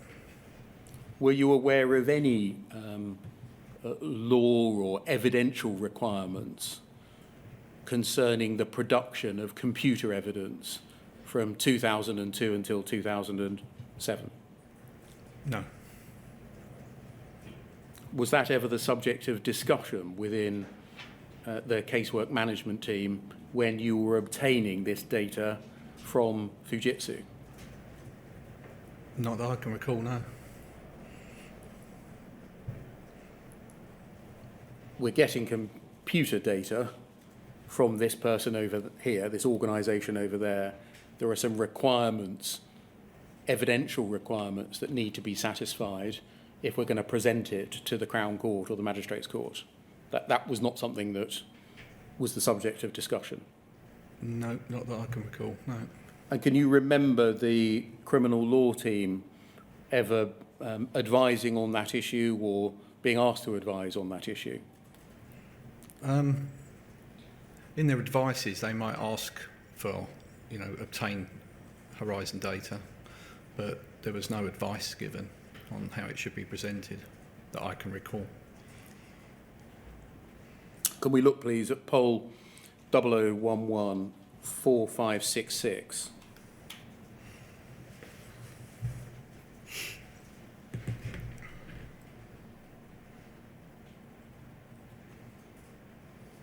And page 14, please.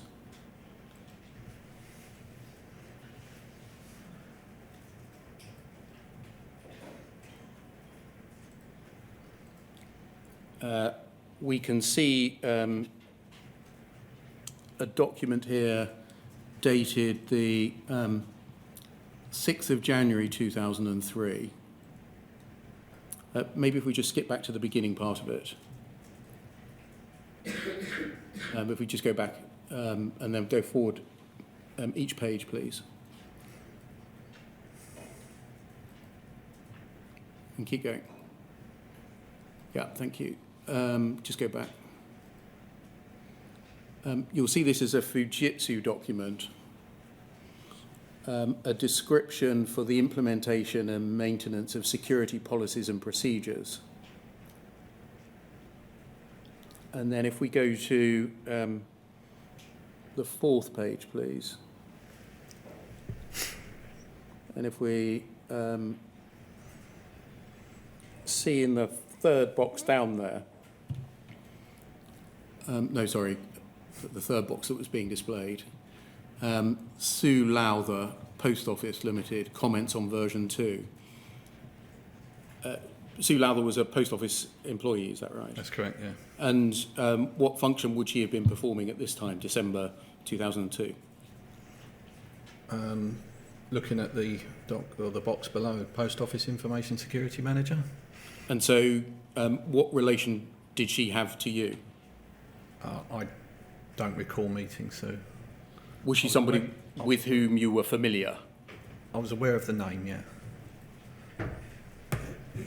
So it seems that somebody within the post office knew about this document, namely Miss Lowther. Yeah. If we go back to page 14, please.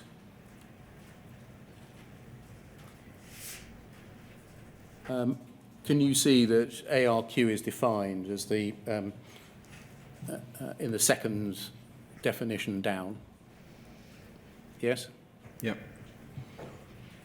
And then if we just scroll through, please, and keep going. And keep going. Keep going. And keep going.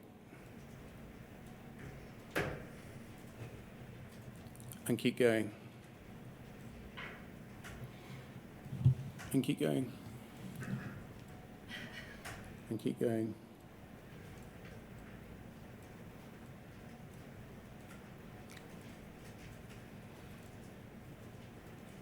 And keep going. Just stop that. Just go up. You'll see there's a section on litigation support. Yes? Yes. And then if we keep going.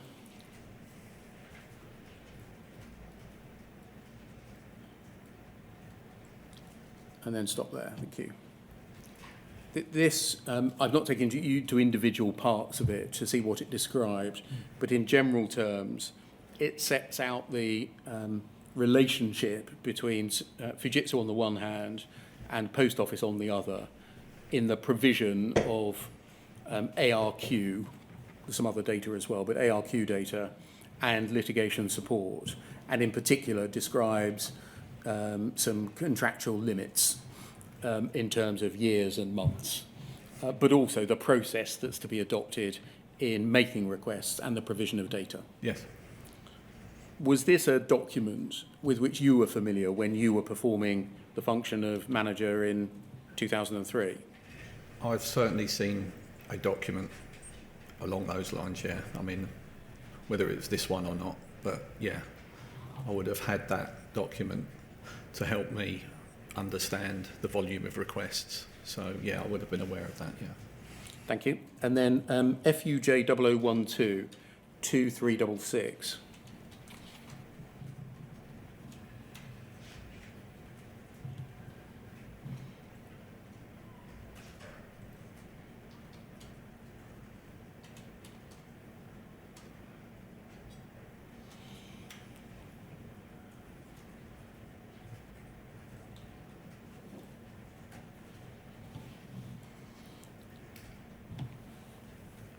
We can see a document entitled Management for of the Prosecution Support Service for ARQs, dated the 6th of June 07. And so this is right at the end of your period as a casework manager, is that right? Yeah, roughly, yeah. Just before, I think, you became an AFI. Yeah, I found one of the certificates for passing FI. You had to go through various stages of training, and it was dated December. So my guess is that I probably joined around 6 months earlier, because I worked in the team and started training. So I would guess it'd be about that time, yeah. This seems to be an updated process in mid-2007 relating to the document that we've just looked at, the processes described in that. Do you know what prompted or led to this document being created, this policy being created? No, I don't know. Can we just look forward to page 21, please?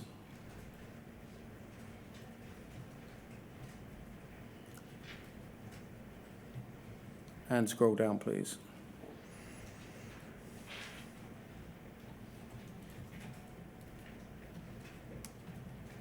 I'm sorry, that's an errant reference. If we go back to the beginning, please. And just scroll forwards, please.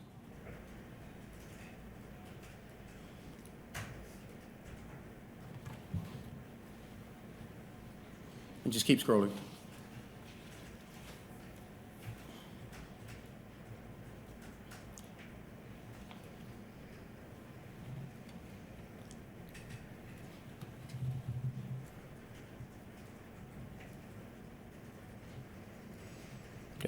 A little faster if that's possible.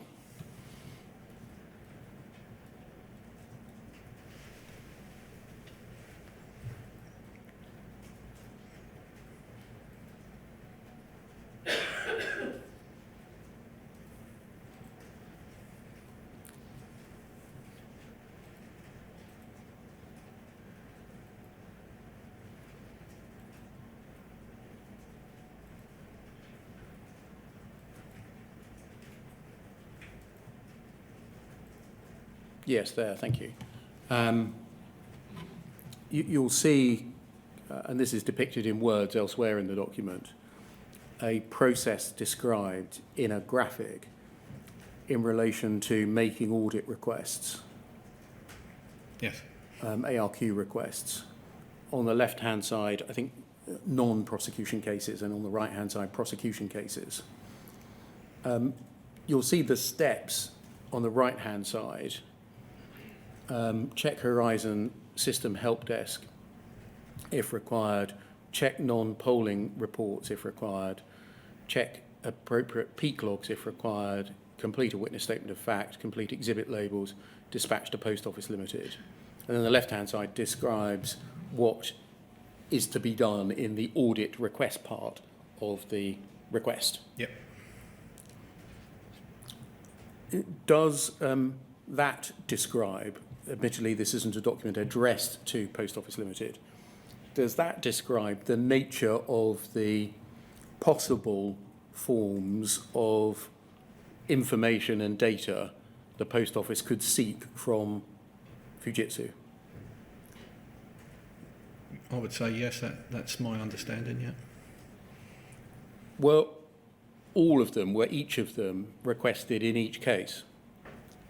Sorry, prosecution support? Yes. Not that I'm aware of, no. So, in terms of the process for casework, we would request ARQ data that was asked for. And just stopping there, sorry to interrupt you. Yeah. Would, in each proposed prosecution case, you request ARQ data in each case? No, Why would you not request ARQ data? unless it was asked for. Whose decision was it to ask for it? So it would be legal services would make the decision on what evidence was required for the case. So if there were admissions in a case, then you wouldn't necessarily need to obtain a witness statement for it. You mentioned a lot of issues in that last answer there. Sorry. You said, firstly, legal services would decide what evidence to ask for. Yeah. Legal services only got involved at the point at which a request to prosecute was being made. Yeah. Yes? Does it follow that an investigator would not seek ARQ data as part of their investigation? Yeah, for an audit shortage, yeah, absolutely. They wouldn't. They would, yeah. Okay. What determined whether or not an investigator asked for ARQ data in an audit shortage case?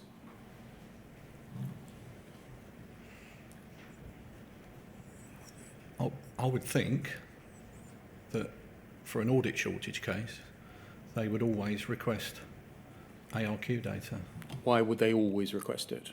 because it would be relevant to the case. Why would it be relevant to the case? Because it's an audit, or it's an audit query of all events and transactions that have happened at that office. Isn't it enough to show that on audit there was a difference between what Horizon showed on the cash account or some other document as needing to be present in the branch, and what the stock take showed was present in the branch? That would clarify the audit shortage. The ARQ data would help to clarify the person in the office that prepared the balance, that may have undertaken certain transactions. So it would be relevant, I think. When you say it would be relevant, are you saying it would be necessary? Yeah, sorry. Yeah. And it would be necessary in all audit shortage cases? Yeah, I would think so, yeah.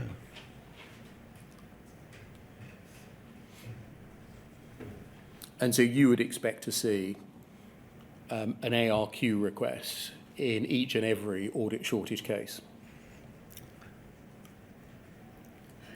If there had been admissions, I'm not sure that the investigator would have thought it necessary at that time to request ARQ data. And why?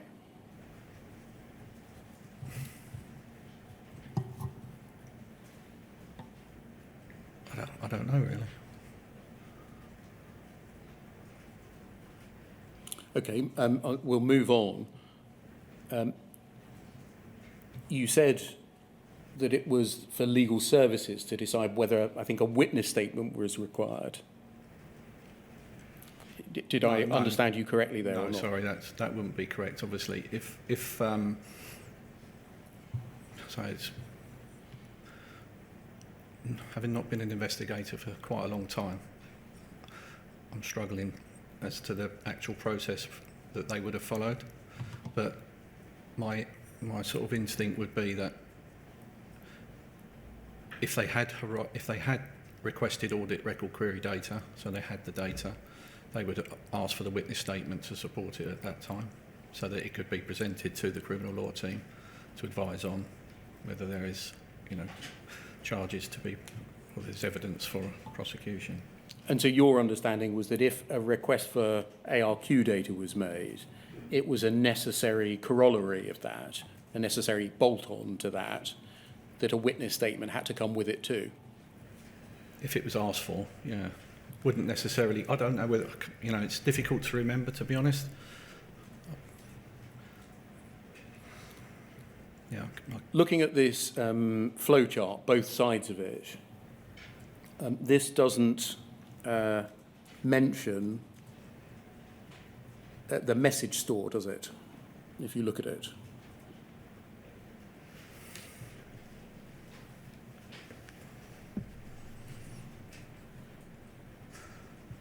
On the left-hand side, audit record query request. It's got generate message store. So what does that, to your understanding, mean? Generate message store? Sorry, I don't know what it means. Were you aware of something called the message store? It doesn't ring a bell with me, no. Something that had more data on it than was available than simple ARQ data. Were you aware of that? No.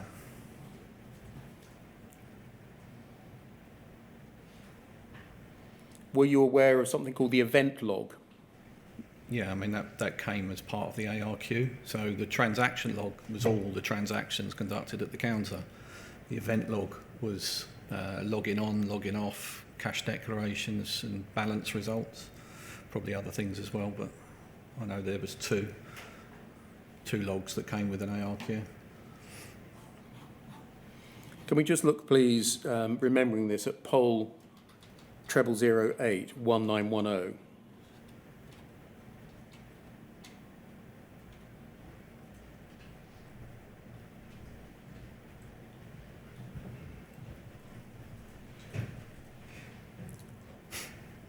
And look at pages 4 and 5, please.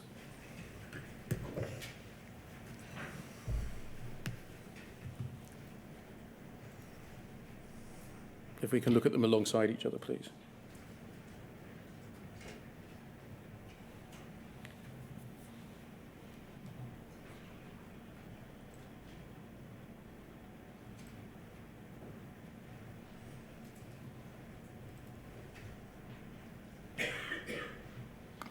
Thank you. If we look on the right-hand side first, you'll see an email from Mr. Dilly, dated Friday the 15th of December, to Anne Chambers, and you're copied in. Can you see that? Yes, I can. Many thanks to you and Andy Dunks for attending court to give evidence this week, which was helpful. Judge has reserved his judgment. Thanks also to Brian and his team for providing information about the Falkirk branch at short notice. And then if we scroll down,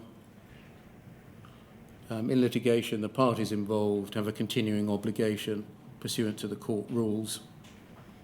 And then skipping over 5 or 6 lines, I was also recently told that there was a message store which had everything else on it. And we invited Mr. Castleton to look at it. He didn't take up the opportunity. Whilst giving evidence, that's Miss Chambers, told the court there was also a different sort of events log not included on the message store that we hadn't seen or disclosed for the Marine Drive branch. Mr. Castleton telephoned me today and asked for a copy of this, scrolling down, to be supplied immediately.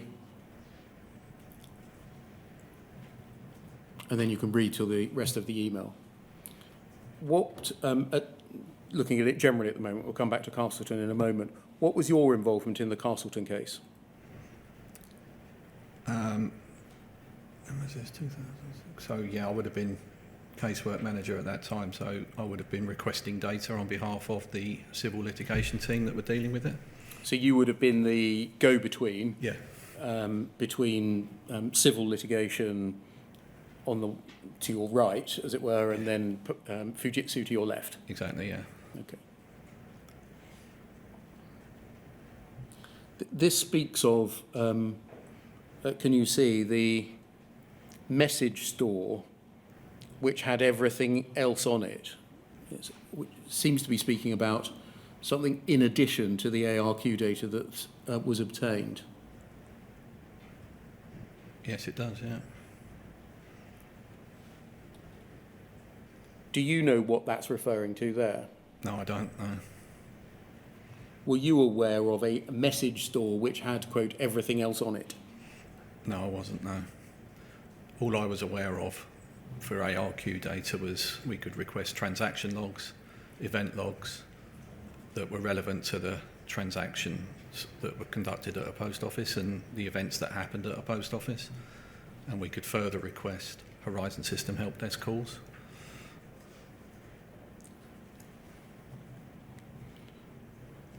You had previously been an investigator responsible for disclosure of material in criminal proceedings before this. This is December 2005. Yeah.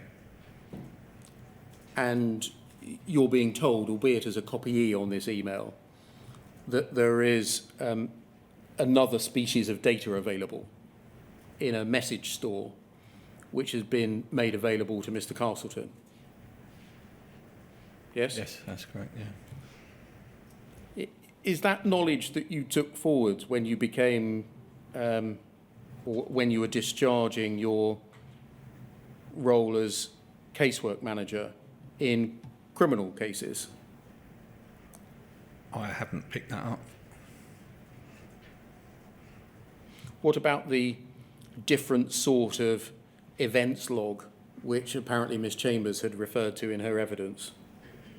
Was that something that you didn't pick up? Yeah, I didn't pick it up, no, not at all.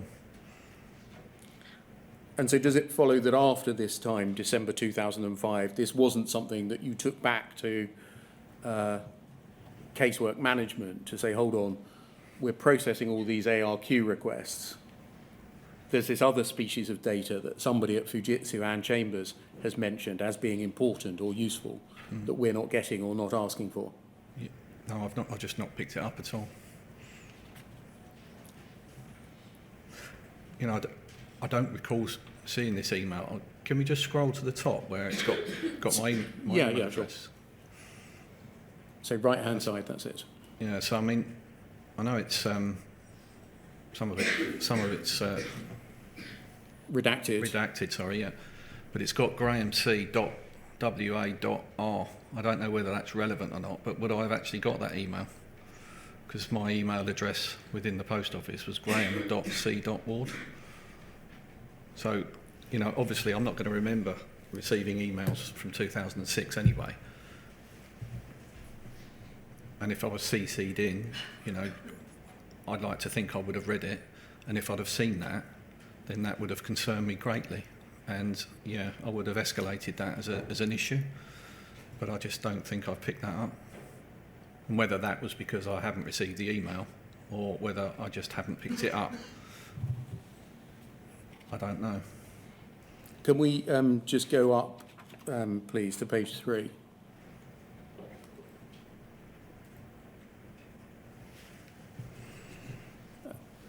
So maybe if we can just display one page at a time now.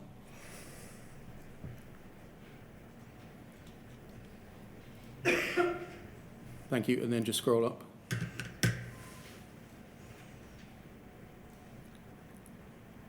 you'll see here at the foot of the page that I think your email address is, in a reply to that, displayed as graham.c.ward. Yeah, That's the correct. that is correct, yeah. And so whether this is a function of the way this has been printed, sometimes Yeah, the downloading process, I'm using very inelegant terms here, and the printing process affects the way email addresses appear, or whether somebody made a mistake in the first email we looked at. This second email is the correct email address. yeah, And so you would have got the chain. yeah. So I think we can probably rule out it didn't come to you. Okay. That leaves, I think, that it's not something that you picked up. Yeah, exactly, yeah. And I think you'd probably agree, in the light of what you just said, it's quite important, isn't it? Very. And again, we don't see it reflected in that table of a couple of years later that I showed you in Yeah. section 7 of the policy Yeah, as things to look for. yeah. I would have thought, given that yes, it appears to be really important, that this would have been, escalated by the civil litigation team. They worked closely with the criminal law team as well. I would have thought it would have been escalated as as an issue. And are you talking about Mandy Talbot there? Well, Stephen Dilly was the lawyer dealing with it. Yes, he was in an outsourced firm. Yeah. So he wasn't within Post Office. Yeah. Okay. Yeah. But yeah, I would agree it's significant, and yeah, it should have been escalated. We also know about a note that Anne Chambers herself wrote, which is along the same lines, up into her line management reflections document, which picks up this point about the categories of data obtained as a result of the initial request for data. Can you recall any fallout from that coming back to Post Office saying, when you ask for data, you need to be asking for message store data too? No, not at all. Thank you. That can come down, thank you.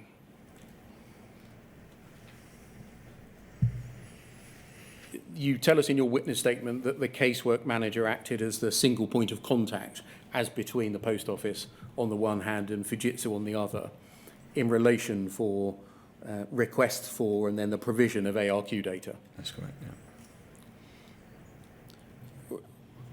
Other than the two documents that I've shown you, the 2003 and the 2007 document, which are Fujitsu documents, were there any written policies or protocols which you in the Post Office followed within the casework team concerning requesting ARQ data? Not that I'm aware of, no. Did you just do, therefore, what your predecessor had done, follow the custom and practice of him or her? Yeah, I think I inherited the process. I can't be absolutely clear because I say it goes back 22 years, but yeah, we just basically carried on requesting the data that we thought was important. You were aware, and I think you remember because it's in your witness statement, contractual limits on the number of ARQ requests you could make to Fujitsu without a separate charge. Yeah. And you recall maintaining a spreadsheet, the purpose of which was to ensure that the Post Office did not exceed these limits. Is that right? Yeah, that's correct, yeah. And you tell us in your witness statement that the number of requests made by Post Office was monitored very closely. Yeah. Why was it monitored very closely? Well, to ensure that we, where we could, not exceed the contractual limits because there were financial penalties, unfortunately. I will say at this point that I never quite understood why there was such restrictions on the data coming over to us, why we had a contract with Fujitsu, and I understand Fujitsu managed the system, but it was post office data. So it always struck me as odd that we had restrictions on it, but that was the contract. Did you grumble about that? Yeah, I did. I did. And I think there was, my line manager at the time was Tony Uttin, and we had issues staying within the limits. We didn't refuse many at all. I mean, we always were there or thereabouts. But I did make the point to him, we had a lot of requests coming from the benefit agency, as they were known then, because of the pension allowance cases that we were dealing with Fujitsu. When they heard that the evidence that came from Fujitsu included times of transactions, which was really, really, really helpful, they started making lots of requests for ARQ data. And at that point, I said to Mr. Utting that, we're going to have problems here, and I know he escalated it. And Who Tony Utting did? Tony Utting escalated it within the business, that the limits were restrictive, and I know that it was increased at some point. I can't remember the details, but I know there was some clause in the contract where we could ask for further ARQ numbers, and it was increased, but I couldn't tell you the details of what it went from and to. So this was when you were casework manager, you recall discussing the limitations Yes. placed by the contract with your line manager, Tony Utting. Yes.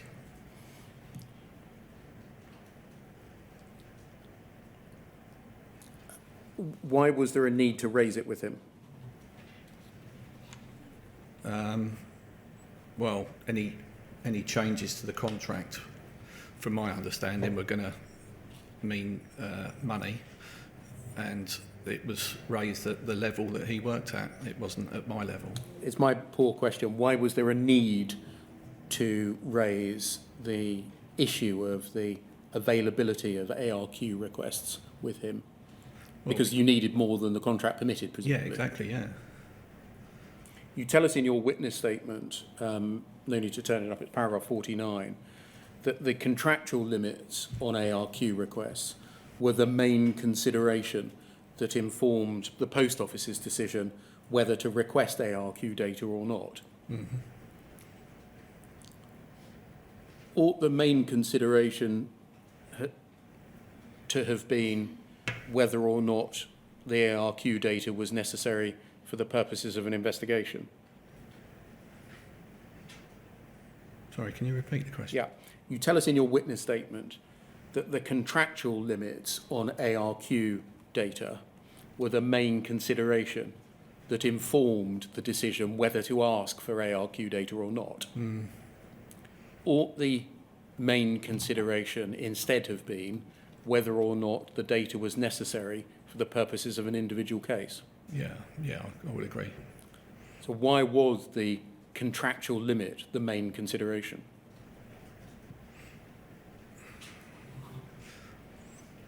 Yeah, it's not very well worded, I would say. For me, it was, as casework manager, I would want to be able to provide Horizon data whenever it was asked for. So increasing the contractual limits was, necessary. That was as far as I got involved in it, really. Did the knowledge about the contractual limits and the additional financial penalties that might be placed on poll if more requests than were permitted were made trickle down to investigators? I wouldn't have thought so, no. I certainly wouldn't have communicated it. So they might know that if the post office had reached its allocation for the month or the year, it was going to cost post office money to ask for data. It may have trickled down. Yeah, it may have trickled down. I mean, was there ever any discussion between the casework team and investigators about whether it was necessary, truly necessary, to seek ARQ data or not? No, not insofar as don't request it. We might have asked them to really consider the scope, because for me, you want as much horizon data as you could possibly have, but sometimes you would just ask for a couple of months when you might want 6. So it was restrictive. There's no question about that. So you wouldn't go as far as saying don't ask or don't bother asking. No. But you might encourage them to limit the range of their request. Absolutely. I mean, in the early days, we were always quite close to our limit. When the contract was increased, we had a lot more scope. So I don't recall, towards the end of my time in casework, having to worry about the contractual limit. You tell us in your witness statement that where a postmaster was attributing an alleged shortfall to Horizon, you would have assumed that the investigation manager investigating that shortfall would have requested Horizon data in every case, essentially.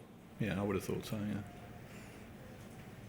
And why would you assume that such an investigation manager in every case would ask for Horizon data? Well, just because it could be used evidentially. To do what? To prove or to disprove what the sub-postmaster was saying? Yeah, I mean, there could be transactions or things happening on the ARQ data that could be relevant. Was there any system of prioritisation of ARQ requests coming from the security team over other requests? I would prioritise security team personally, yeah, absolutely, over... Where were the other requests coming from? Sorry. The other requests would come from contract managers, not field support, but whoever it was that was investigating any issues at offices. There were various teams that were involved in supporting branches, and I presume that everybody within the business was aware of the ARQ process. So, yeah, we would get, not many, but you would get ad hoc requests from other areas of the business. And as I say, I don't recall having to say, no, you can't have it. It was certainly an issue in the early days, but latterly it wasn't. What kinds of ARQ requests would postmasters and contract managers make? Just for individual transactions, where they thought they had an issue, or if a transaction correction had been received at the office and the sub-postmaster wanted to dispute that transaction correction, ARQ data would be requested. Why did you prioritise security team requests over those made by sub-postmasters and contract managers? Well, just because of the numbers. But why were they more important than the sub-postmasters? Good question. They're not more important. I mean, why were they prioritised? They were prioritised because we may have needed them for prosecution cases. Why was it more important to service the requirements of somebody who had as their function prosecution over a sub-postmaster that may be querying or disputing a transaction? Well, I guess it wouldn't be really, but why was it? I don't recall refusing requests at all. That's a different issue. But we would have prioritised. Yeah, I hear what you're saying, but I haven't got an answer for that. I'm sorry. Was it because it was thought more important to prosecute sub-postmasters than anything else? No, I don't think so. Not from my perspective. Why were security team requests prioritised?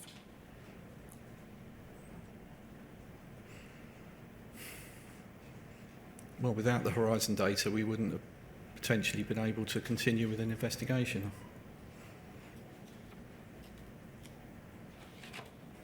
Can we look, please, at poll 0011 4566?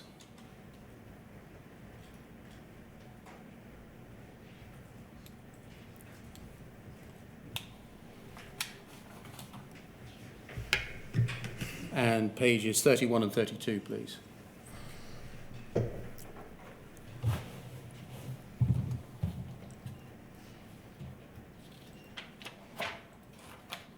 And if we can display 35 and 30, so 31 and 32 at the same time, please.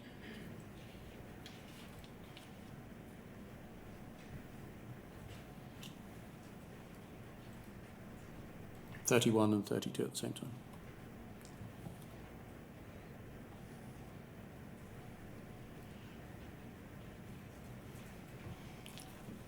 Thank you. If we look on the right-hand side and scroll down, please.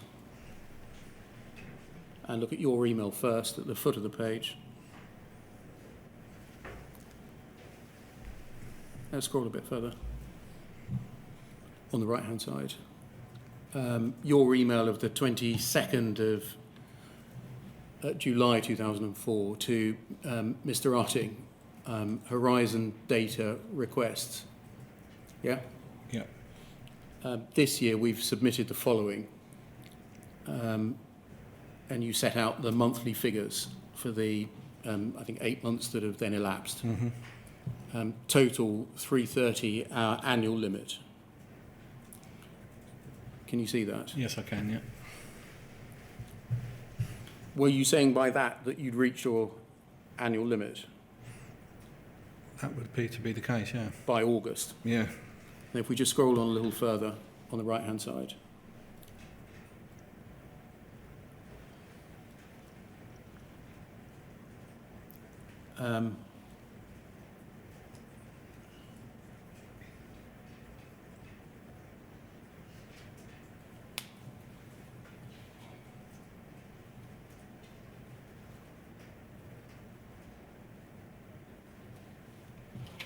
Give me a moment.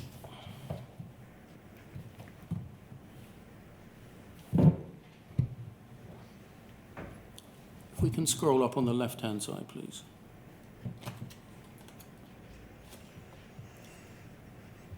Maybe let's just display this as one document rather than trying to be flash and display two at the same time. Thank you. No. And then scroll down. Yes, it does just begin. Predicting. I was unsure whether we were missing some text because you didn't start the sentence with a capital P. Predicting how many we will want isn't straightforward. As people in our own team, retail line managers, the MBSC legal services are aware of the problems and restrictions in obtaining these logs and thus don't bother asking for them. Just on that sentence, that does tend to indicate a bit of trickle down, doesn't it? Yeah, it does. Looking at that sentence now, do you think, in fact, there had been some trickle down? But because people on the ground who were conducting the investigations knew about the contractual restrictions on the provision of ARQ data, they didn't bother asking for them? Yeah, I would have to agree, yeah. If we had greater access, I'm sure once the word got around, we'd use up whatever was available. With a monthly limit of 46, I didn't have to turn any away. You say that in your witness statement, you said that today. So I would guess that having 50 per month for the rest of this year would see us through until the contract's amended. Therefore, my guesstimate for the remaining year would be 220, and you explain why. Essentially, you were saying that because of the arrangements that had been agreed as a matter of contract between the Post Office and Fujitsu, people in other teams, including security, weren't asking for ARQ data because they knew it wouldn't be given. Yeah, that's why we raised it as a real issue. And that's thankfully why we got the limits increased, as I said. And so you saw the position needed to be put right. Yeah, absolutely. And that was not just by increasing the limit, but by also encouraging people to ask for data whenever they wanted it. Is that right? No, I wasn't encouraging people to ask for it whenever they wanted it. But I wanted to be able to provide data when people asked for it. Was anything done to correct the attitude of mind that's described in the first paragraph there? Investigators and others not asking for it, don't bother asking because of knowledge of restrictions? Not that I can recall, no. Can we go on to page 37 and 38? Start on 38, please.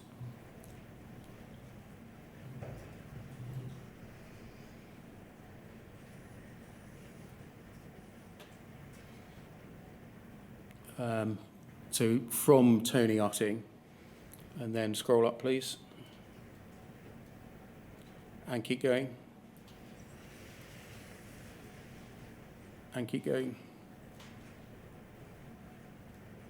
And keep going. Can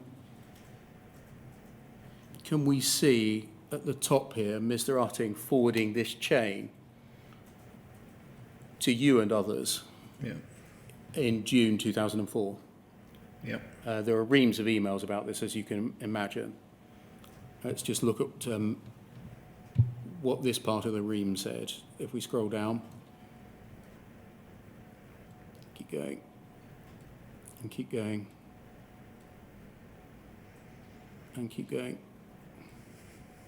There. Mr. Utting is forwarding you an email in which he says, I've spoken today with Keith Baines, the client manager for Fujitsu, who tells me that the proposed reduction in requests has been agreed at EC level, I think that might be executive committee level, and that the business is aware that should we exceed the number of requests in the contract, further resources will have to be found by the business to pay for them. The rationale behind the decision was that it was felt we should not pay for anything in the contract we didn't use, and there was no certainty we would reach the previously agreed numbers. Do you read this as suggesting that there had in fact been a previous reduction in numbers through a fear that capacity would not be used up? Yeah, that's how it reads, but that wouldn't have been my recollection at all, because we'd always, the time I was doing it, we'd always got very, very close to the limits, and, you know, that's why it was increased. So if we scroll up, please, we can see David Miller. Can you remember who he was at this point? Yeah, I think he was one of the senior directors, was he? An email to him from Mr. Marsh. This refers to the reduction without any prior reference to anyone in my team of the number of prepaid audit and investigation information requests agreed in the contract from 500 to 330. Remember, that 330 number is the number that you had said in your email that we just looked at was the limit for the year. Were you aware of a previous reduction from 500 to 330? No, I wasn't, no. I previously agreed with Mike Hannon that our original figure of 750 itself reduced from a rather comfortable 1,000 could be reduced to 500, provided that our bid for funding to cover any additional requests would be met. Were you aware of any of those steps? An original comfortable 1,000 a year, itself reduced to 750, itself reduced to 500, itself reduced to 330? No, I wasn't aware, no. When you were the casework manager, the single point of contact for making these requests, did you always work on the basis that your annual limit was 330? Not always, no. I mean, it was increased to, was it 720? I think it went up quite considerably. With the introduction of banking and the proposal to remove hard copy cash account facility, every investigation, whether full or preliminary, may require access to data held by Fujitsu. I was surprised that such a change was made without any reference to the primary stakeholder. Providing I have your commitment that the Post Office will meet any additional costs which may be caused as a result of this decision, I'm comfortable if this has contributed to the reduction in the overall Fujitsu contract costs. Were you included in any of this prior discussion? Not that I can recall, no. I mean, it's way above my pay grade. Did you hear about the fallout from it, i.e. a decision seemingly having been made without your line manager or his line manager, Mr. Marsh, being included in the discussion? No, I don't recall. If we go up, please.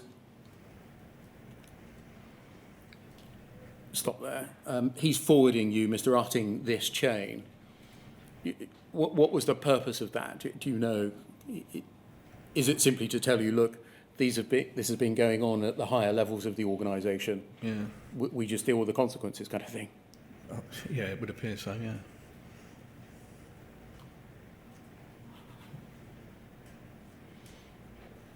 Thank you. Can we move on, please, to page 44 of this bundle?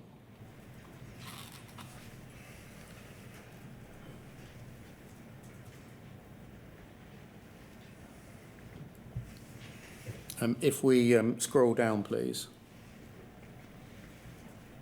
Thank you. We can see an email of the 1st of June 2004 from you to Keith Baines, copied to Dave Pardo and Mr. Utting.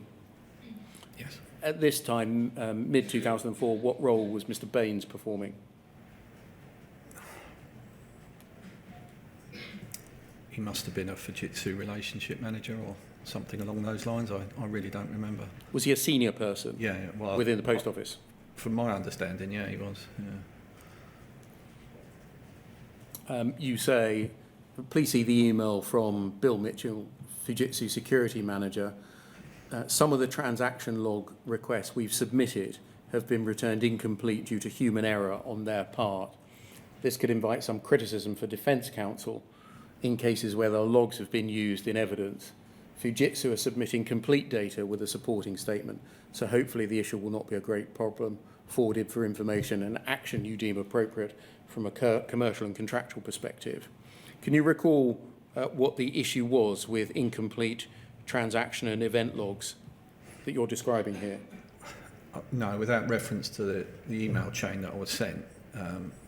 If we go down, I think we'll see it. Yeah, I wouldn't have remembered any of this at all. If we just keep going. That's the email from Bill Mitchell. Yeah.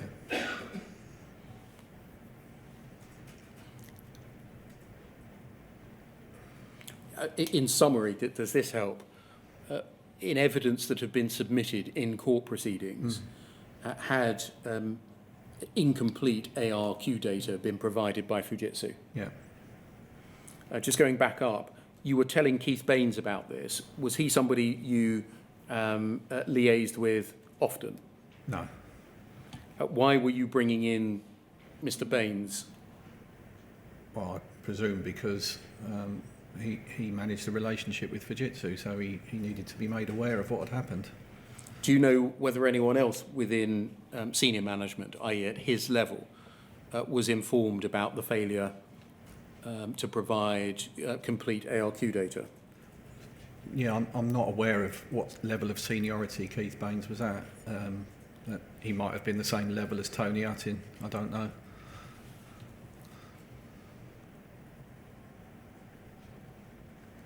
You say that Fujitsu, are submitting complete data with a supporting statement, so hopefully the issue would not be a great problem.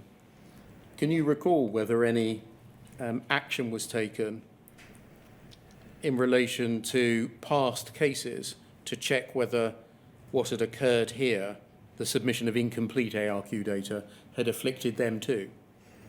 No. I mean, I think this was raised by Fujitsu. I think they brought it to our attention, so they had obviously made a mistake. So, no, I don't recall that there was any further action taken. Can you recall whether there was any review undertaken of cases in which a conviction had been obtained, whether by plea or after a trial, in which ARQ data had featured to see whether, before this time, mid-2004, the ARQ data was complete? I can't recall, no. This email is within a folder, a physical folder, which has got on its front sheet information. If we go to page 1 of this, you'll see it.